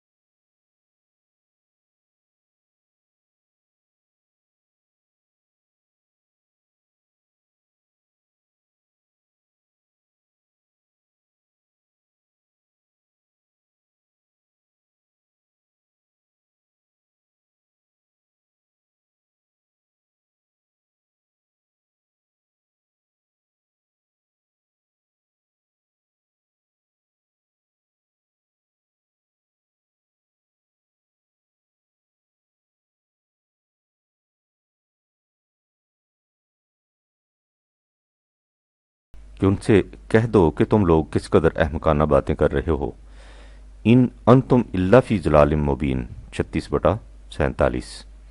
خدا خود براہ راست نہیں کھلایا کرتا، یہ تمام انتظام خود انسانوں کے ہاتھوں سے ہوا کرتے ہیں۔ یہ سمجھنے کے لیے کہ ان لوگوں کا یہ خیال کس قدر گمراہی اور جہالت پر مبنی تھا، ذرا اس حقیقت پر غور کیجئے۔ قرآن میں ہے کہ اللہ تمام اقوام عالم کا پرورش کرنے والا ہے، رب العالمین۔ زمین پر کوئی چلنے والا ایسا نہیں جس کے رزق کی ذمہ داری خدا پر نہ ہو، 11/6۔ یا یہ کہ تم لوگ اپنی اولاد کو افلاس کے ڈر سے قتل نہ کر دیا کرو، نحن نرزقہم و ایاکم، 17/31۔ ہم تمہارے رزق کے بھی ذمہ دار ہیں اور تمہاری اولاد کے بھی۔ اب ظاہر ہے کہ جب ان سب کے رزق کی ذمہ داری خود خدا نے لی ہے تو ان میں سے کسی کو بھوکا نہیں رہنا چاہیے، لیکن یہ ہمارا مشاہدہ ہے کہ دنیا میں کروڑوں انسان بھوکے مرتے ہیں، ایک ایک قحط میں لاکھوں جانیں روٹی نہ ملنے کی وجہ سے تلف ہو جاتی ہیں۔ کتنے بچے ہیں جو محض غذا نہ ملنے یا کم ملنے کی وجہ سے ضائع ہو جاتے ہیں۔ اس سے انسان معاذ اللہ اس نتیجہ پر پہنچتا ہے کہ یہ خدا کی ذمہ داری اچھی ہے جو اس قدر مخلوق بھوکوں مر جاتی ہے، لیکن ان آیات کا مطلب یہ نہیں کہ اللہ ان ذمہ داریوں کو براہ راست پورا کرتا ہے، یہ پوری ہوتی ہیں معاشرہ کے ہاتھوں۔ اگر معاشرہ ضابطۂ خداوندی کے مطابق متشکل ہوتا ہے تو اللہ کی یہ تمام ذمہ داریاں پوری ہوتی جاتی ہیں، اور اس طرح انسان دیکھ لیتا ہے کہ وہ کس طرح رب کل شیء، 6/165، ہر شے کی ربوبیت کا ذمہ دار ہے۔ لیکن اگر معاشرہ غیر خداوندی خطوط پر متشکل ہو تو اس کا نتیجہ ربوبیت عامہ نہیں ہوتا۔ خارجی کائنات میں خدا کی ربوبیت خدا کے قانون کائنات کی روح سے از خود کار فرما ہوتی جاتی ہے، لیکن انسانوں کی دنیا میں یہ ربوبیت انسانوں کے ہاتھوں سے پوری ہو سکتی ہے۔ جو نظام حکومت خدا کے نام سے قائم ہوتا ہے وہ ان تمام ذمہ داریوں کو اپنے سر پر لیتا ہے جو خدا کی طرف منسوب ہیں، اور اس کے بدلے میں افراد معاشرہ وہ تمام فرائض و واجبات پورے کرتے رہتے ہیں جن کا عہد انہوں نے اپنے خدا سے کر رکھا ہوتا ہے۔ افراد معاشرہ اس نظام کی اطاعت کے اس وقت تک مکلف ہوتے ہیں جب تک یہ نظام ان ذمہ داریوں کو پورا کرتا ہے۔ ان تصریحات کی روشنی میں اس آیت کا مفہوم سامنے لائیے جس میں کہا گیا ہے کہ وما من دابۃ فی الارض الا علی اللہ رزقھا، 11/6۔ زمین میں کوئی چلنے والا ایسا نہیں جس کے رزق کی ذمہ داری خدا پر نہیں، یہ ذمہ داری اس معاشرہ کے سر ہوگی جو خدا کے قانون کے مطابق متشکل ہوگا۔ قرآن کہتا ہے کہ جب تمہاری پرورش کا سامان اس طرح کر دیا جائے تو پھر تم رزق سمیٹ کر جمع کیوں کرو؟ تم اسی لیے جمع رکھنا چاہتے تھے کہ کل کو وقت پڑنے پر وہ تمہارے اور تمہاری اولاد کے کام آئے، لیکن جب تمہاری اور تمہاری اولاد کی پرورش کی تمام ذمہ داریاں معاشرہ اپنے سر لے لے تو تمہیں جمع کرنے کی کیا ضرورت رہے گی؟ نحن نرزقہم و ایاکم، 17/31۔ ہم تمہارے رزق کے بھی ذمہ دار ہیں اور تمہاری اولاد کے بھی۔ تم اس لیے جمع کرنا چاہتے تھے کہ جب تم بوڑھے ہو جاؤ اور تم میں کمانے کی استطاعت نہ رہے اور تمہارے چھوٹے چھوٹے بچے ہوں تو اس وقت تمہاری اور ان کی پرورش کا کیا انتظام ہوگا؟ 2/266۔ لیکن اس نظام ربوبیت میں اس قسم کا خیال بھی دل میں نہیں آنا چاہیے۔ اس میں ہر ایک کی پرورش کا انتظام موجود ہوتا ہے۔ یا تم اپنے لیے جمع کرنا چاہتے تھے کہ کل کو کوئی حادثہ پیش آ جائے جس سے تمہاری کمانے کی استعداد کم ہو جائے یا بالکل سلب ہو جائے تو اس وقت کیا ہوگا؟ لیکن اس نظام میں اس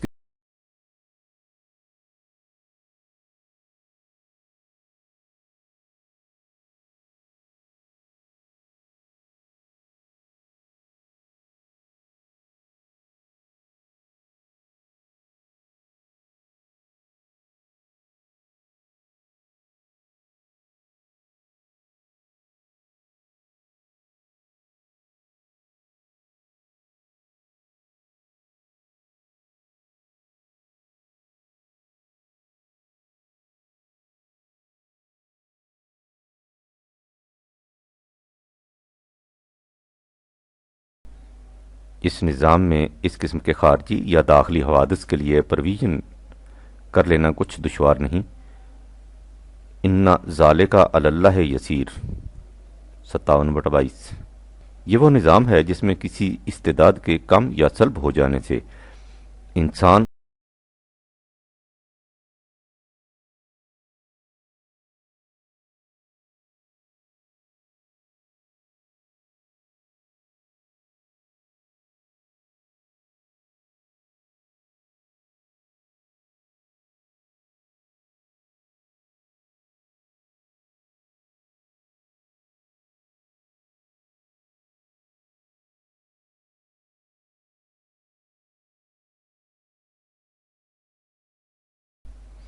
اس لیے کہ جن کی استعداد زیادہ ہوتی ہے وہ اس استعداد کے ماحصل کو اپنی ملکیت نہیں سمجھ لیتے۔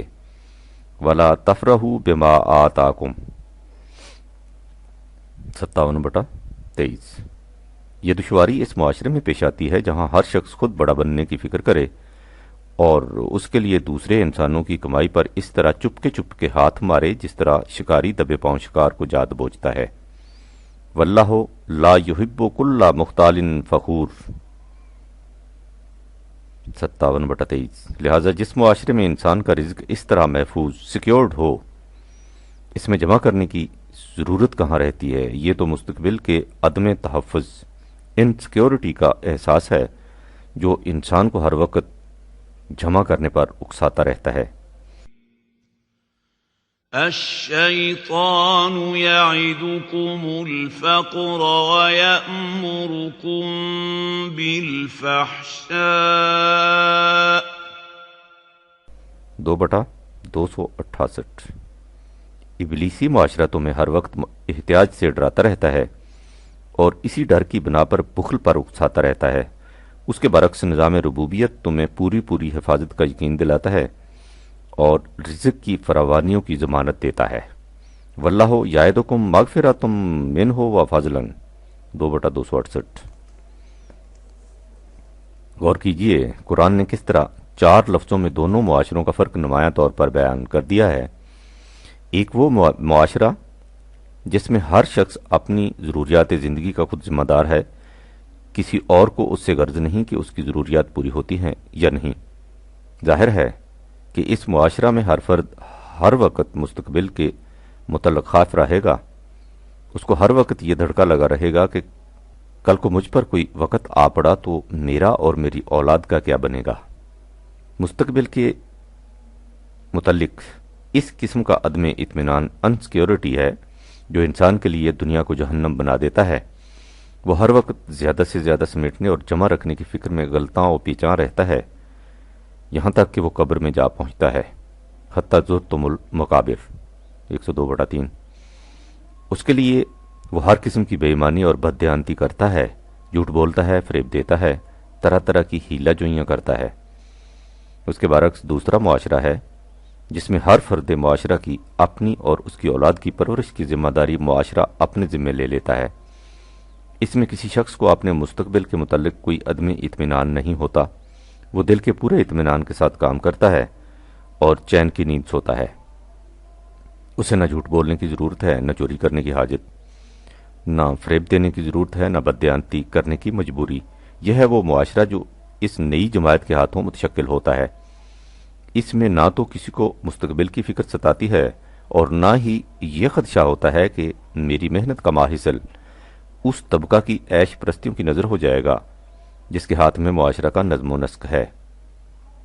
نظام ربوبیت میں اس قسم کا کوئی طبقہ ہی نہیں ہوتا۔ ارباب نظم و نسق بھی اسی قانون اور فیصلے کے پابند ہوتے ہیں جس پر دوسرے افراد معاشرہ گامزن ہوتے ہیں۔ اس میں ارباب حل و عقد کو عملاً بتانا ہوتا ہے کہ ما ارید منہم من رزق و ما ارید ان یطعمون 51/57، نیز 6/41، 23/87۔ ہم افراد معاشرہ سے رزق نہیں چاہتے، ہمیں ان کی محنت سے اپنی پرورش مطلوب نہیں۔ جس طرح دیگر افراد معاشرہ کے ذمے کچھ کام ہیں، اسی طرح ہمارے ذمے بھی کچھ کام ہیں، اور جس طرح دیگر افراد معاشرہ کے رزق کی ذمہ داری معاشرہ پر ہے، اسی طرح ہماری ضروریات کا پورا کرنا بھی معاشرہ کے ذمہ ہے۔ ہم میں اور دیگر افراد معاشرہ میں کوئی فرق نہیں، ہم اپنے لیے کوئی خاص معاوضہ نہیں چاہتے، ہمارا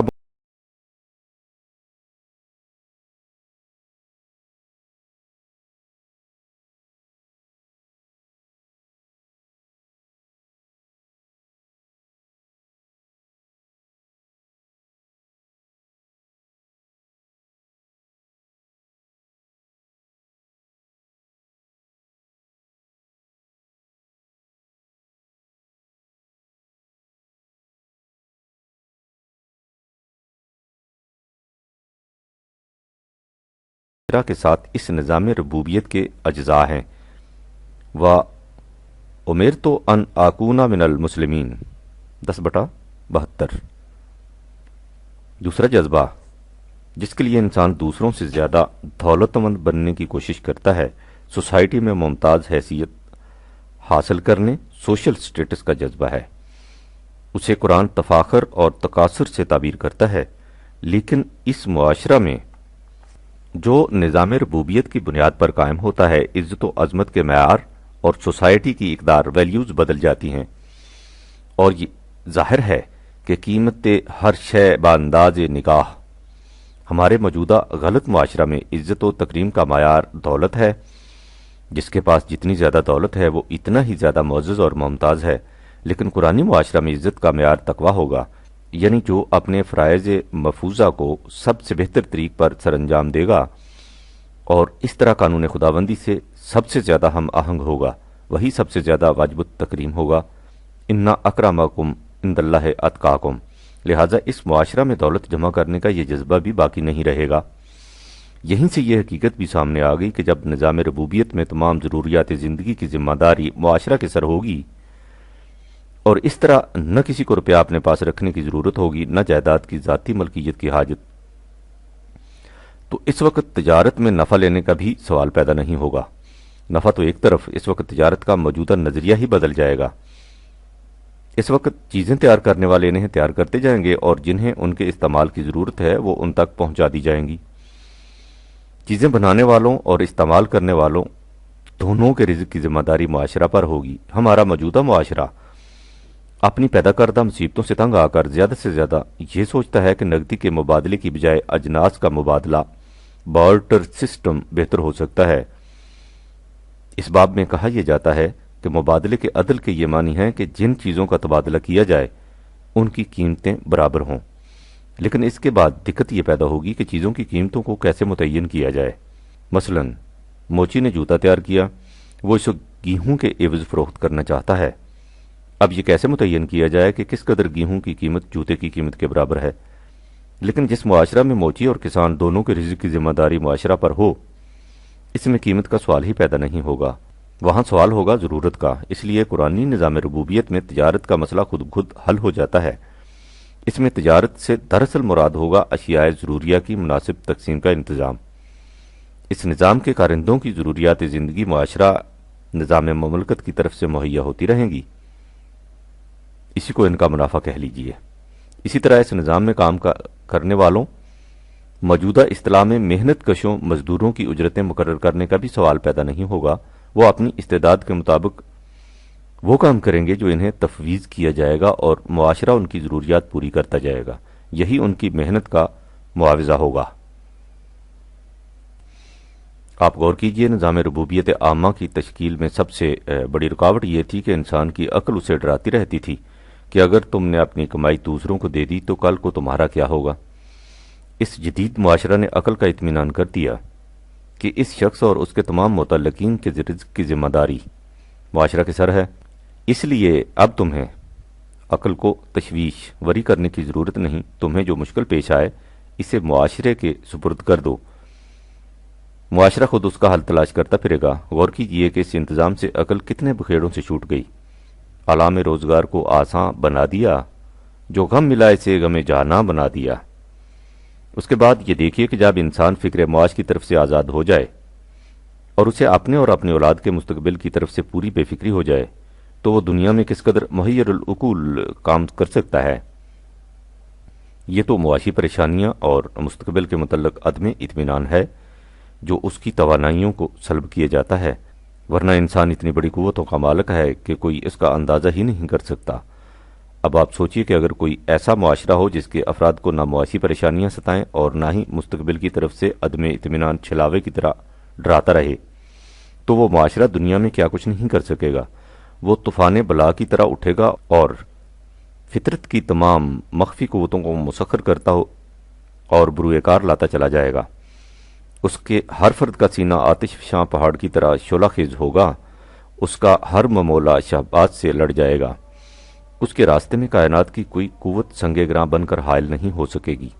اس کے ساتھ ہی یہ بھی دیکھیے کہ نظام ربوبیت افراد معاشرہ کو صرف فکر معاش ہی سے آزاد نہیں کرتا، بلکہ ان میں سے ہر فرد اس پر ایمان رکھتا ہے کہ میں جو کچھ دیتا ہوں اس سے خود میری ذات کی ربوبیت ہوتی ہے، اس لیے میں جس قدر زیادہ دوں گا اتنی ہی زیادہ میری ذات کی نشو و نما ہوگی، اور اس طرح میں حیات جاوید حاصل کر لوں گا اور خدا کی صفات کا مظہر بنتا جاؤں گا۔ وہ اس ایمان کی بنا پر زیادہ سے زیادہ دینے کے لیے اپنا خون پسینہ ایک کر دے گا، حتیٰ کہ اگر ضرورت پڑے تو اپنی جان جیسی متاع عزیز بھی بلا تعمل دے دے گا، کیونکہ اسے یقین ہوگا کہ میرے مر جانے سے میرے بچے لاوارث نہیں رہ جائیں گے۔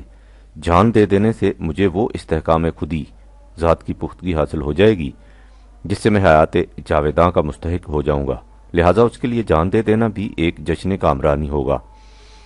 اب سوچئے کہ ایسا معاشرہ دنیا میں کیا کچھ نہیں کر سکتا۔ آج دنیا حیران ہے کہ محمد الرسول اللہ والذین معہ کی قلیل سی جماعت نے اتنے مختصر سے عرصے میں ایسی مہیر العقول ترقی کس طرح کر لی تھی۔ دنیا حیران ہے اور اس کے لیے تحقیقاتی ادارے قائم کرتی ہے، لیکن اسے معلوم نہیں کہ رسول اللہ صلی اللہ علیہ وسلم نے وہ معاشرہ متشکل کر لیا تھا جو قرآنی نظام ربوبیت کا حامل تھا، اور یہ تمام مہیر العقول ترقیاں اسی کے ثمرات تھیں۔ کوئی اندازہ کر سکتا ہے اس کے زور بازو کا؟ نگاہ مرد مومن سے بدل جاتی ہیں تقدیریں۔ جس معاشرے کے افراد کے دلوں میں نہ مرنے کا خوف ہو اور نہ پسماندگان کے مستقبل کا حزن، لا خوف علیہم ولا ہم یحزنون، تو ان کی قوت کا کیا ٹھکانہ ہے؟ رسول اللہ صلی اللہ علیہ وسلم نے انہیں قرآن کی تعلیم دی، اس کے نتائج و ثمرات سے انہیں آگاہ کیا اور نظام ربوبیت کی روح سے ان کی نشو و نما کا انتظام کر دیا۔ وَيُعَلِّمُهُمُ الْكِتَابَ وَالْحِکْمَةَ وَيُزَکِّیہم 2/129۔ اور یہ معاشرہ مشرق و مغرب پر چھا گیا۔ رضی اللہ عنہم ورضوا عنہ، انہوں نے قانون خداوندی سے موافقت پیدا کر لی اور وہ قانون ان کا رفیق و یاور بن گیا۔ دور حاضرہ کا سب سے اہم مسئلہ فرد اور جماعت کا باہمی تعلق ہے۔ جس طرح مغرب کا میکانیکی نظریہ حیات عیسائیت کے اس باطل تصور کا رد عمل ہے جس کی روح سے اس نے مادی دنیا کو سخت قابل نفرت شے بنا کر رکھ دیا تھا، اسی طرح فرد اور جماعت کے تعلق کے متعلق یورپ کا موجودہ تصور بھی عیسائیت کے مسلک خانقاہیت کا رد عمل ہے۔ مسلک خانقاہیت سے مفہوم یہ تھا کہ معاشرہ یا جماعت کا وجود کوئی حیثیت نہیں رکھتا، مقصد زندگی ہر فرد کی اپنی نجات ہے، اور اس نجات کے حصول کا طریقہ یہ ہے کہ انسان معاشرہ سے کٹ کر انفرادی زندگی بسر کرے۔ جس طرح عیسائیت کے تصور روحانیت کا رد عمل یہ ہوا کہ مغربی مفکرین اور سائنسدانوں نے یکسر روح ہی سے انکار کر دیا اور دنیا کو خالص مادیت کی تعبیر بنا دیا، اسی طرح مسلک خانقاہیت کا رد عمل یہ ہوا کہ انہوں نے فرد کی ذات ہی سے انکار کر دیا اور اعلان کر دیا کہ اصل وجود اور ہستی سوسائٹی معاشرہ کی ہے۔ اسی معاشرہ نے کہیں نیشن کا چکر اختیار کیا، اسی معاشرہ نے کہیں نیشن کا پیکر اختیار کر لیا اور کہیں اسٹیٹ کا۔ چنانچہ 19ویں صدی سے یورپ میں یہ نظریہ عام ہونے لگا کہ فرد سوسائٹی یا نیشن یا اسٹیٹ کی خاطر جیتا ہے اور اسی کی خاطر مرتا ہے۔ اس اجتماعی زندگی کے باہر اس کی انفرادی زندگی کا تصور ہی غلط ہے۔ افراد کا مقصد حیات یہ ہے کہ وہ اپنی ہستی کو سوسائٹی میں مدغم کر دیں اور خود باقی نہ رہیں، اسی طرح جیسے مشین کے پرزوں کا مقصد یہ ہے کہ وہ اپنی ذات کو باقی نہ رکھیں، ہستی صرف مشین کی باقی رہے۔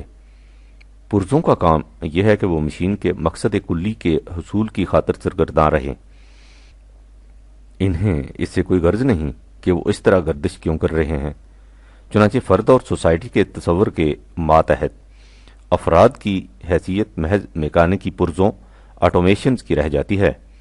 حقیقت یہ ہے کہ اس مسلک نے یورپ میں ایک جدید مذہب کی صورت اختیار کر لی ہے، جس میں اسٹیٹ کو ایک معبود کی حیثیت دے دی گئی ہے اور افراد کو پرستار کی، جس طرح کالی دیوی کے مندر میں اس کے پرستاروں بھگتوں کی قربانی چڑھتی تھی، جس طرح جگن ناتھ جی کے رتھ کے نیچے زندہ انسانوں کو کچل دیا جاتا تھا تاکہ وہ مکتی نجات حاصل کر لیں، اسی طرح اسٹیٹ کے دیوتا کے حضور افراد کی قربانیاں دی جاتی ہیں۔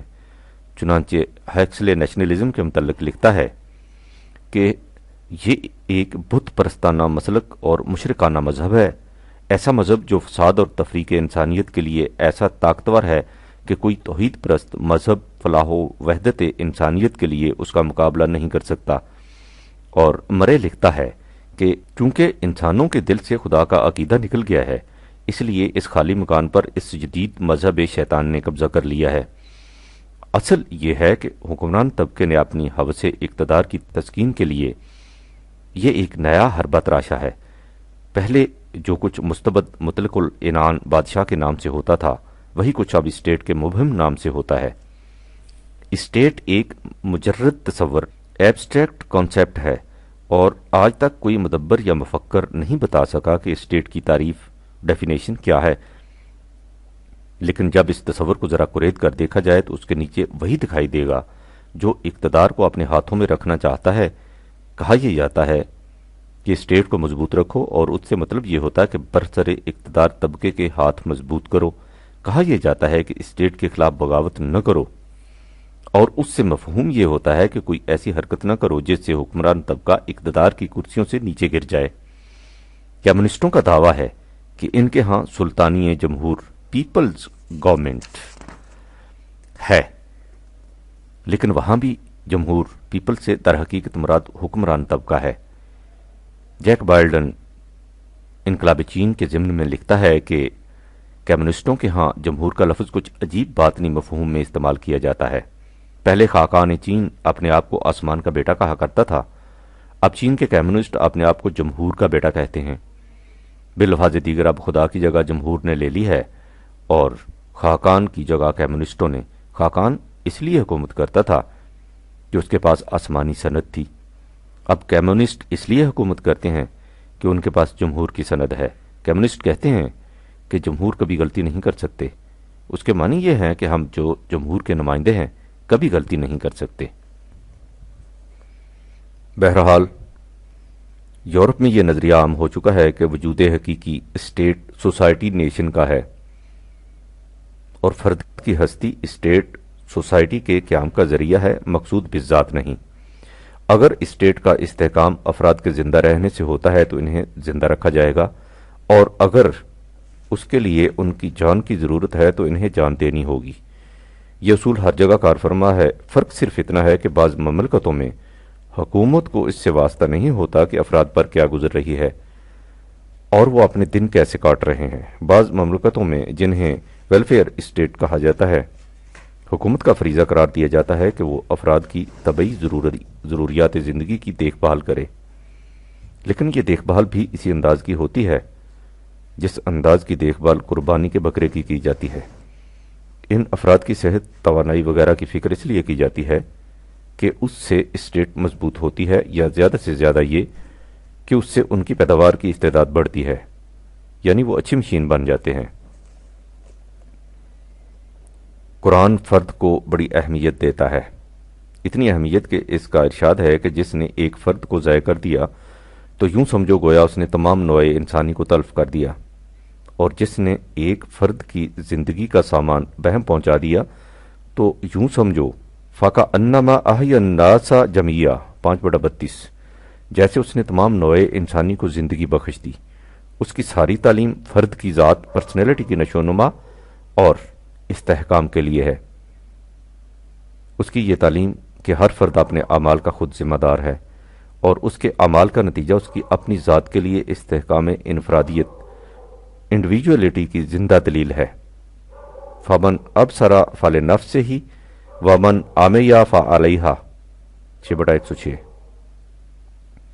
فرد کی تکمیل ذات ہی اس کی تعلیم کا منتہا ہے، اس لیے کوئی ایسا نظریہ، ایسا تصور، ایسا مسلک، ایسا مذہب جس میں فرد کی انفرادیت میں کمی واقع ہو جائے اور اس کی ذات میں اضمحلال پیدا ہو جائے، اس کے نزدیک مردود و مطرود ہے۔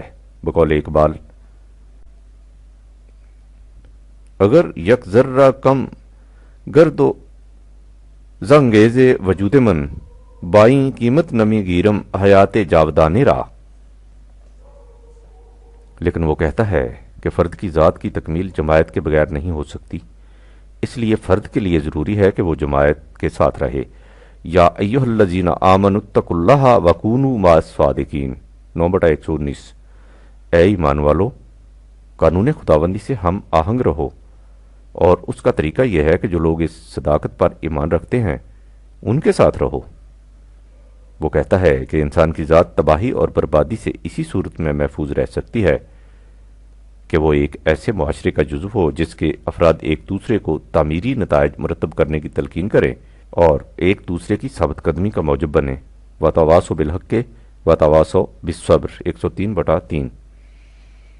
سارا قرآن اسی تعلیم کا حامل ہے، لہذا قرآن کی روح سے جماعت ذریعہ ہے فرد کی تکمیل ذات کا، یعنی یورپ میں فرد ذریعہ ہے اور سوسائٹی مقصود، اس کے برعکس قرآنی تعلیم کی روح سے سوسائٹی ذریعہ ہے اور فرد مقصود۔ اقبال کے الفاظ میں فرد اور جماعت کا تعلق مسافر اور قافلے کا ہے۔ زندگی انجمن آراؤ نگہ دار خود است، اے قدر قافلہ با ہما روبے ہماشو۔ اسی لیے قرآنی نظام ربوبیت میں افراد کو ایک قافلہ کی شکل میں ترتیب دیا جاتا ہے، جس کا مقصود ہر مسافر کو اس کی منزل تک پہنچانا ہوتا ہے۔ جو قافلہ افراد کارواں کو ان کی منازل تک نہیں پہنچاتا وہ قافلہ نہیں، رہزن اور قزاق ہے۔ قرآن نے اسی حقیقت کو ان الفاظ میں بیان کیا ہے، یا ایھا الذین آمنوا اصبروا وصابروا ورابطوا واتقوا اللہ لعلکم تفلحون، 3/200۔ اے ایمان والو، خود بھی مستقل مزاج اور ثابت قدم اور دوسروں کے ثابت قدم رہنے کا ذریعہ بنو۔ اس طرح سفر زندگی میں ایک دوسرے کے محافظ بنو اور سب مل کر قانون خداوندی سے ہم آہنگی اختیار کر لو تاکہ تمہاری کھیتیاں پروان چڑھیں۔ یعنی اس تمام اجتماعی عمل کا مقصد یہ ہے کہ لعلکم تفلحون، تمہاری ذات کا ننھا سا بیج نشو و نما پا کر کھیتی بن جائے۔ جس معاشرے میں افراد کی مضمر صلاحیتیں نشو و نما پا کر تکمیل تک نہیں پہنچتی، وہ معاشرہ باطل کی بنیادوں پر قائم ہوتا ہے اور اس کا افراد سے اپنی اطاعت کا مطالبہ یکسر استبداد۔ جو معاشرہ حق کی بنیادوں پر قائم ہوگا وہ افراد کی ذات کی نشو و نما کا ذریعہ بنے گا، ان سے اپنے لیے کچھ نہیں چاہے گا۔ اس نظریے کے ماتحت فرد کی ہستی کچھ نہیں، ہستی صرف سوسائٹی کی ہے۔ پارٹی بنانا بہت آسان، اس کے لیے قوت کی ضرورت ہے جو پارٹی کے ڈسپلن کو برقرار رکھ سکے۔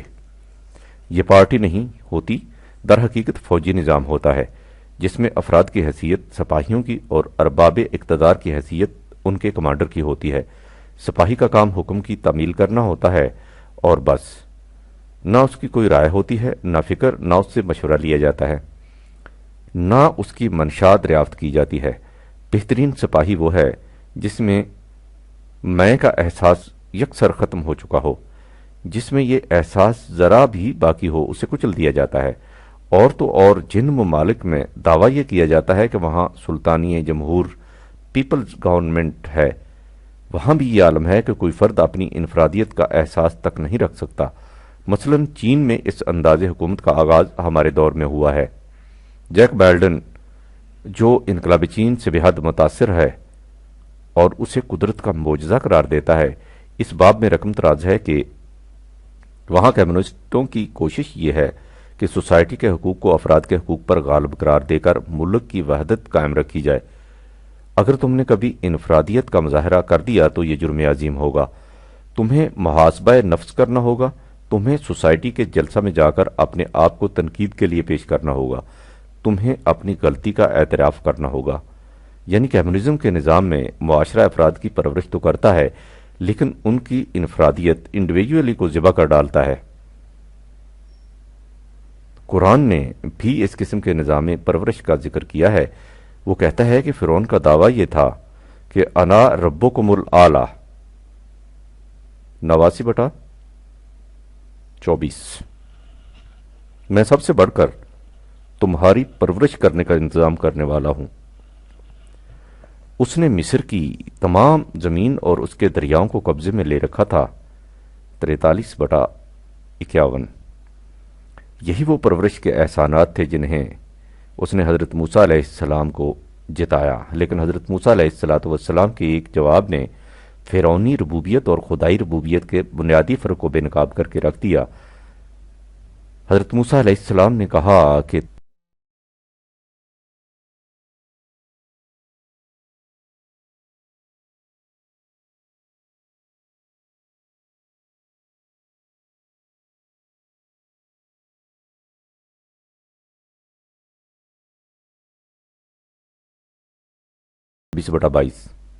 یہ تمام سامان نشو و نما جن کا تو احسان جتاتا ہے محض اس لیے ہے کہ تو بنی اسرائیل کو اپنا غلام بنائے رکھے، ان کی تمام قوتوں کو اپنے مفاد کی خاطر استعمال کرے، انہیں اپنے مقاصد میں جوتنے کے لیے تیار کرے، ان کی مردانگی کے تمام جوہر ختم کر دے، یذبحون ابناءہم اور ان کی نسائیت کے خصائص کو زندہ رہنے دے، وَيَسْتَحْيُونَ نِسَاءَهُمْ ان کی تعلیم بھی اپنی مرضی کے مطابق کرے اور ان کی تربیت بھی اپنے مفاد کے حصول کی خاطر، اور اس طرح ان کی انفرادیت کو ذبح کر ڈالے۔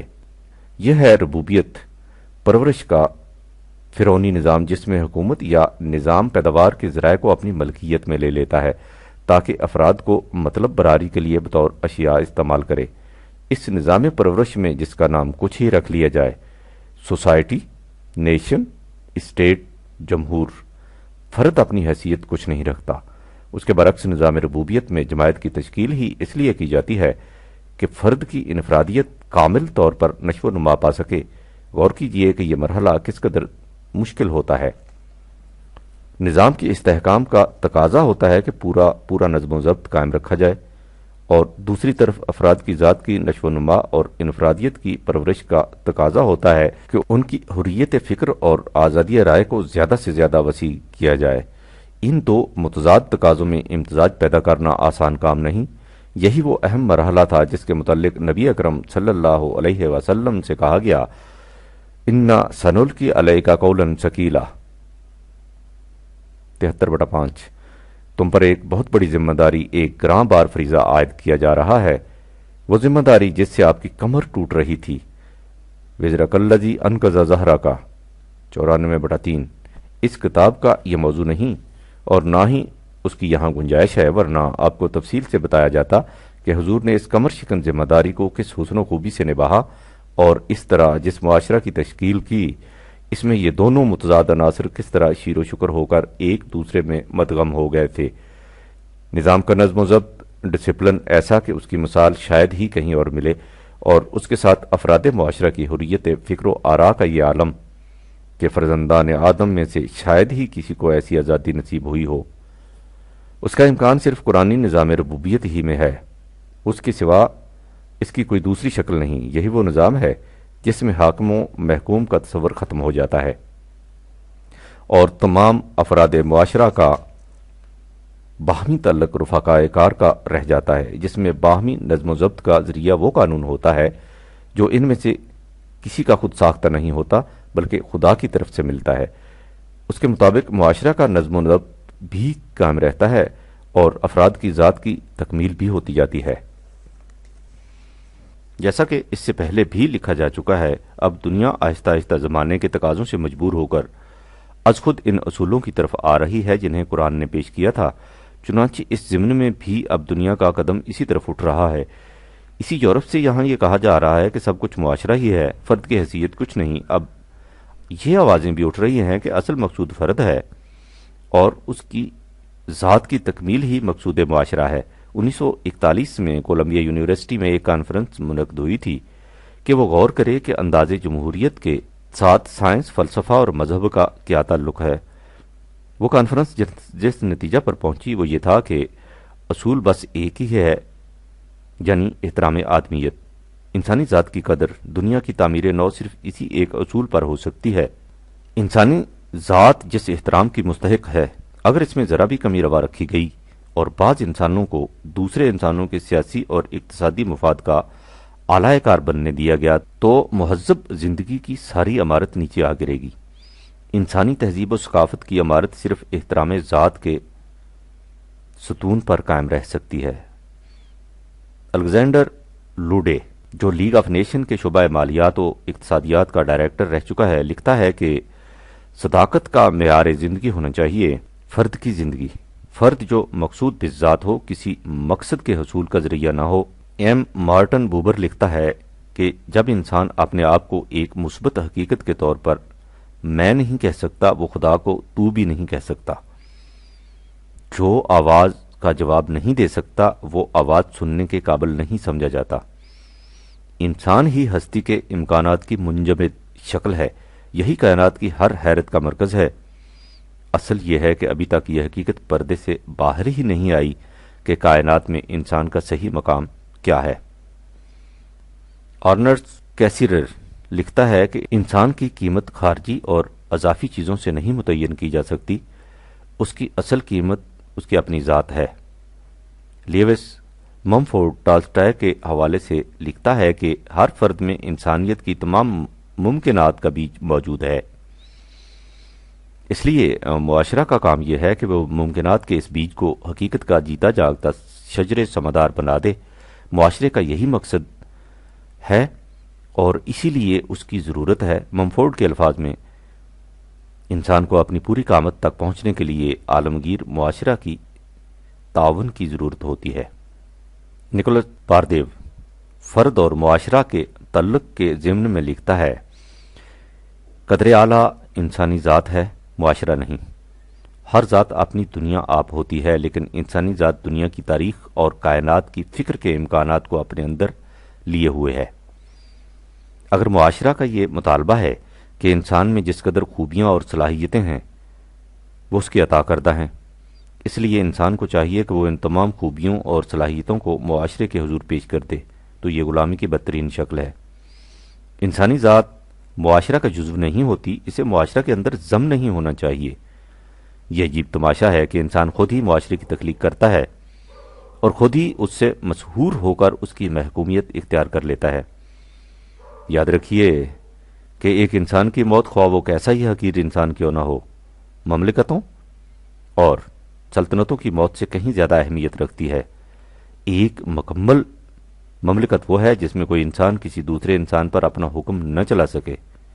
کسی انسان کو حق حاصل نہیں کہ وہ دوسروں پر اپنا اقتدار قائم کرے، نہ فرد کو، نہ افراد کی کسی جماعت کو، نہ تمام کی تمام قوم کو۔ قوت کا استعمال انسان کی حفاظت کے لیے ہے۔ فرد اور معاشرہ کے تعلق کی نسبت پروفیسر کیسیرر لکھتا ہے، اس میں شبہ نہیں کہ ایک فرد اپنی ذات کا احساس صرف معاشرہ کے اندر ہی کر سکتا ہے، اور اس طرح معاشرہ اس کے شعور ذات کا ذریعہ بنتا ہے۔ لیکن یہ ذریعہ ایک خارجی قوت نہیں ہوتا۔ انسان بھی حیوانات کی طرح معاشرہ کے قوانین کا اتباع کرتا ہے، لیکن حیوانات کے برعکس اس میں اس کی قوت بھی ہے کہ یہ معاشرہ کو بدل ڈالے۔ جس معاشرہ میں فرد کی ذات کا احترام نہیں ہوتا، جیسا کہ ہم اسٹیٹ کے تصور میں پہلے دیکھ چکے ہیں، وہ فرد کی کام کی استعداد کو تو بڑھاتا ہے کیونکہ اس نے فرد سے کام لینا ہوتا ہے، لیکن اس کی قوت ارادی کو کچلتا رہتا ہے تاکہ وہ جانوروں یا مشین کی طرح بلا چون و چرا اطاعت کرتا چلا جائے۔ اس سے تکمیل ذات کبھی نہیں ہو سکتی۔ تکمیل ذات کے لیے استعداد اور قوت ارادی دونوں کی نشو و نما ضروری ہے۔ چنانچہ اس باب میں علم تجزیہ نفس کا ماہر ولہم سٹیکل کہتا ہے، جہاں قوت ارادی اور استعداد ہم آہنگ ہو جاتی ہیں، وہاں شخصیت قوی نظر آتی ہے۔ آپ نے غور کیا کہ اب خود مغرب کے مفکرین کس طرح انسانی ذات کی قدر و قیمت اور احترام آدمیت کا اعتراف کرتے جا رہے ہیں۔ یہ ہیں وہ بنیادیں جن پر قرآن نظام ربوبیت کی عمارت استوار کرتا ہے۔ یہی بنیادیں اس کے لیے قوت محرکہ بن جاتی ہیں، اور انہی کے زور درون سے یہ عمارت بلند سے بلند تر ہوتی چلی جاتی ہے۔ نہ یہ محض تجریدی تصورات ہیں جن کا انسان کو کوئی احساس نہ ہو سکے یا جو اس کی عملی زندگی سے غیر متعلق ہوں۔ اور نہ ہی ان میں کسی فریب خوردگی کا امکان ہے۔ ان سے انسان کی عملی زندگی میں زندہ نتائج پیدا ہوتے ہیں، اور یہی زندہ نتائج ان کے پرکھنے کا معیار ہیں۔ اس مقام پر اس حقیقت کو بھی دوہرا لینا چاہیے کہ قرآنی نظام ربوبیت کا مقصود و منتہا صرف اتنا نہیں کہ معاشرہ کے تمام افراد کی طبعی ضروریات زندگی پوری ہوتی جائیں، جیسا کہ متعدد مقامات پر لکھا جا چکا ہے۔ یہ مقصد تو بڑا ابتدائی اور سطحی ہے، بلکہ یوں کہیے کہ یہ مقصد ہی نہیں ہے، مقصد کے حصول کا ذریعہ ہے۔ اصل مقصد انسانی ذات کا ارتقاء ہے، جو ربوبیت عامہ کے ذریعے حاصل ہوتی ہے۔ پرنسپل کیئرڈ اس باب میں لکھتا ہے، سب کچھ کہہ چکنے کے بعد یہ حقیقت اپنی جگہ پر رہتی ہے کہ معاشرہ کے لیے اثار محبت اور بہبود دیگراں کا جذبہ، خواہ وہ اس حد تک بھی کیوں نہ چلا جائے کہ انسان اس میں مفاد خواہش کو بلا دے بلکہ فنا کر دے، اتنا ہی کر سکتا ہے کہ ہم اپنے آپ کو ایک مسلسل ترقی کرنے والی حیات سے متعارف کرا دیتے ہیں۔ صرف اتنے سے یہ نہیں ہو سکتا کہ ہم اپنے آپ کو ایک لامتناہی کل سے ہم رنگ کر سکیں۔ ایک فرد ایثار نفس سے اپنے آپ کو خاندان، مملکت یا تمام نوع انسانی کی طبعی زندگی میں جذب کر سکتا ہے، لیکن یہ زندگی جو غیر مکمل ہوتی ہے، اس کی ذات کی تکمیل کے لیے ضروری ہے کہ وہ اس حقیقت پر ایمان رکھے، اس طبعی زندگی سے ماورا ایک اور زندگی ہے، اور نیچر اور ہسٹری سب اس زندگی کے مظاہر ہیں۔ یہ زندگی اصل مقصود ہے۔ یہ ہے حیات جاویداں اور مستقل اقدار کے سرچشمہ حقیقی پر وہ ایمان جس کی بنیادوں پر قرآن کے نظام ربوبیت کی عمارت استوار ہوتی ہے۔ لہٰذا یہ نظام محض معاشرہ کے افراد میں تقسیم رزق کا طریقہ کار نہیں، ایک بلند و بالا مقصد کے حصول کا ذریعہ ہے۔ یہ بھی واضح رہے کہ قرآنی نظام ربوبیت میں تقسیم رزق سے مراد مادی ضروریات زندگی کی یکسانیت نہیں، یعنی اس سے یہ مراد نہیں کہ انسانوں کو مشین سمجھ کر سب کے لیے ایک جیسی خوراک، ایک جیسا لباس، ایک جیسے مکان اور ایک جیسا سامان تجویز کر دیا جائے۔ اس قسم کی زندگی جیل خانے کی زندگی ہوگی۔ اس قسم کی یکسانیت سے تو عمل تخلیق رک جاتا ہے اور انسانی زندگی کی لوچ ختم ہو جاتی ہے۔ رسل کے الفاظ میں صرف مساوات کسی معاشرہ کو بہتر نہیں بنا سکتی۔ جس معاشرہ میں تمام غلام ہو وہاں بھی مساوات ہوتی ہے، اور جس میں تمام آزاد ہوں وہاں بھی مساوات ہوتی ہے۔ قرآن کا مقصد یہ ہے کہ معاشرہ میں زیادہ سے زیادہ آزادی قائم رکھی جائے، اور چونکہ آزادی کی بنیادی شرط یہ ہے کہ انسان ضروریات زندگی کے لیے پریشان نہ ہو، اس لیے افراد معاشرہ کی ضروریات زندگی کی ضمانت و صیانت معاشرہ اپنے ذمہ لے لے۔ اس اصول کے ماتحت مختلف افراد کے ذوق کے تنوع اور اشیاء ضرورت کے انتخاب اور استعمال پر کوئی پابندی نہیں ہوگی، بجز اس پابندی کے جسے قرآن نے حرام سے تعبیر کیا ہے، یعنی تمام حلال و طیب اشیاء سے متمتع ہونا اور اس میں انسانی ذوق تحسین کا لحاظ رکھنا مقصود نظام ربوبیت ہے۔ قرآن نے حلال کے ساتھ طیب، خوشگوار کا اضافہ کر کے اس عظیم حقیقت کی طرف اشارہ کر دیا ہے کہ اس میں انفرادی ذوق کا خاص طور پر خیال رکھا جائے گا۔ نیز اس نے جنت کے متعلق کہا ہے کہ وَهُمْ فِي مَا اشتہت انفسہم 21/102، انہیں وہ کچھ ملے گا جسے ان کا دل چاہے گا۔ تو اس میں اس انفرادی ذوق و انتخاب کی طرف اشارہ کیا گیا ہے۔ جس جنت میں انفرادی ذوق کی تسکین کا سامان نہ ہو وہ جنت نہیں جہنم ہے۔ آگے بڑھنے سے پہلے اس حقیقت کا دوہرا دینا ضروری ہے کہ کمیونزم صرف ایک معاشی نظام نہیں، وہ ایک فلسفہ زندگی ہے جس پر اس کے معاشی نظام کی عمارت استوار ہوتی ہے۔ اس کے مقابلے میں اسلام بھی ایک فلسفہ زندگی رکھتا ہے جس پر انسانی زندگی کے مختلف شعبوں کی عمارت اٹھتی ہے۔ ان میں اس کا معاشی نظام بھی شامل ہے۔ کمیونزم کا فلسفہ زندگی اسلام کے فلسفہ زندگی کی یکسر نقیض ہے۔ اس لیے یہ ظاہر ہے کہ کوئی کمیونسٹ یعنی کمیونزم کے فلسفہ حیات کو ماننے والا کبھی مسلمان نہیں ہو سکتا، اور کوئی مسلمان کمیونسٹ نہیں ہو سکتا۔ اگر کمیونزم کے معاشی نظام اور اسلام کے معاشی نظام میں کچھ مماثلت بھی نظر آئے تو اس کا یہ مطلب نہیں کہ کمیونزم اور اسلام ایک ہیں۔ یہ بالکل غلط ہے۔ اسلام اپنا منفرد نظام حیات رکھتا ہے جس کا متبادل کوئی نظام نہیں، نہ ہی وہ دنیا کے کسی نظام سے مفاہمت کر سکتا ہے۔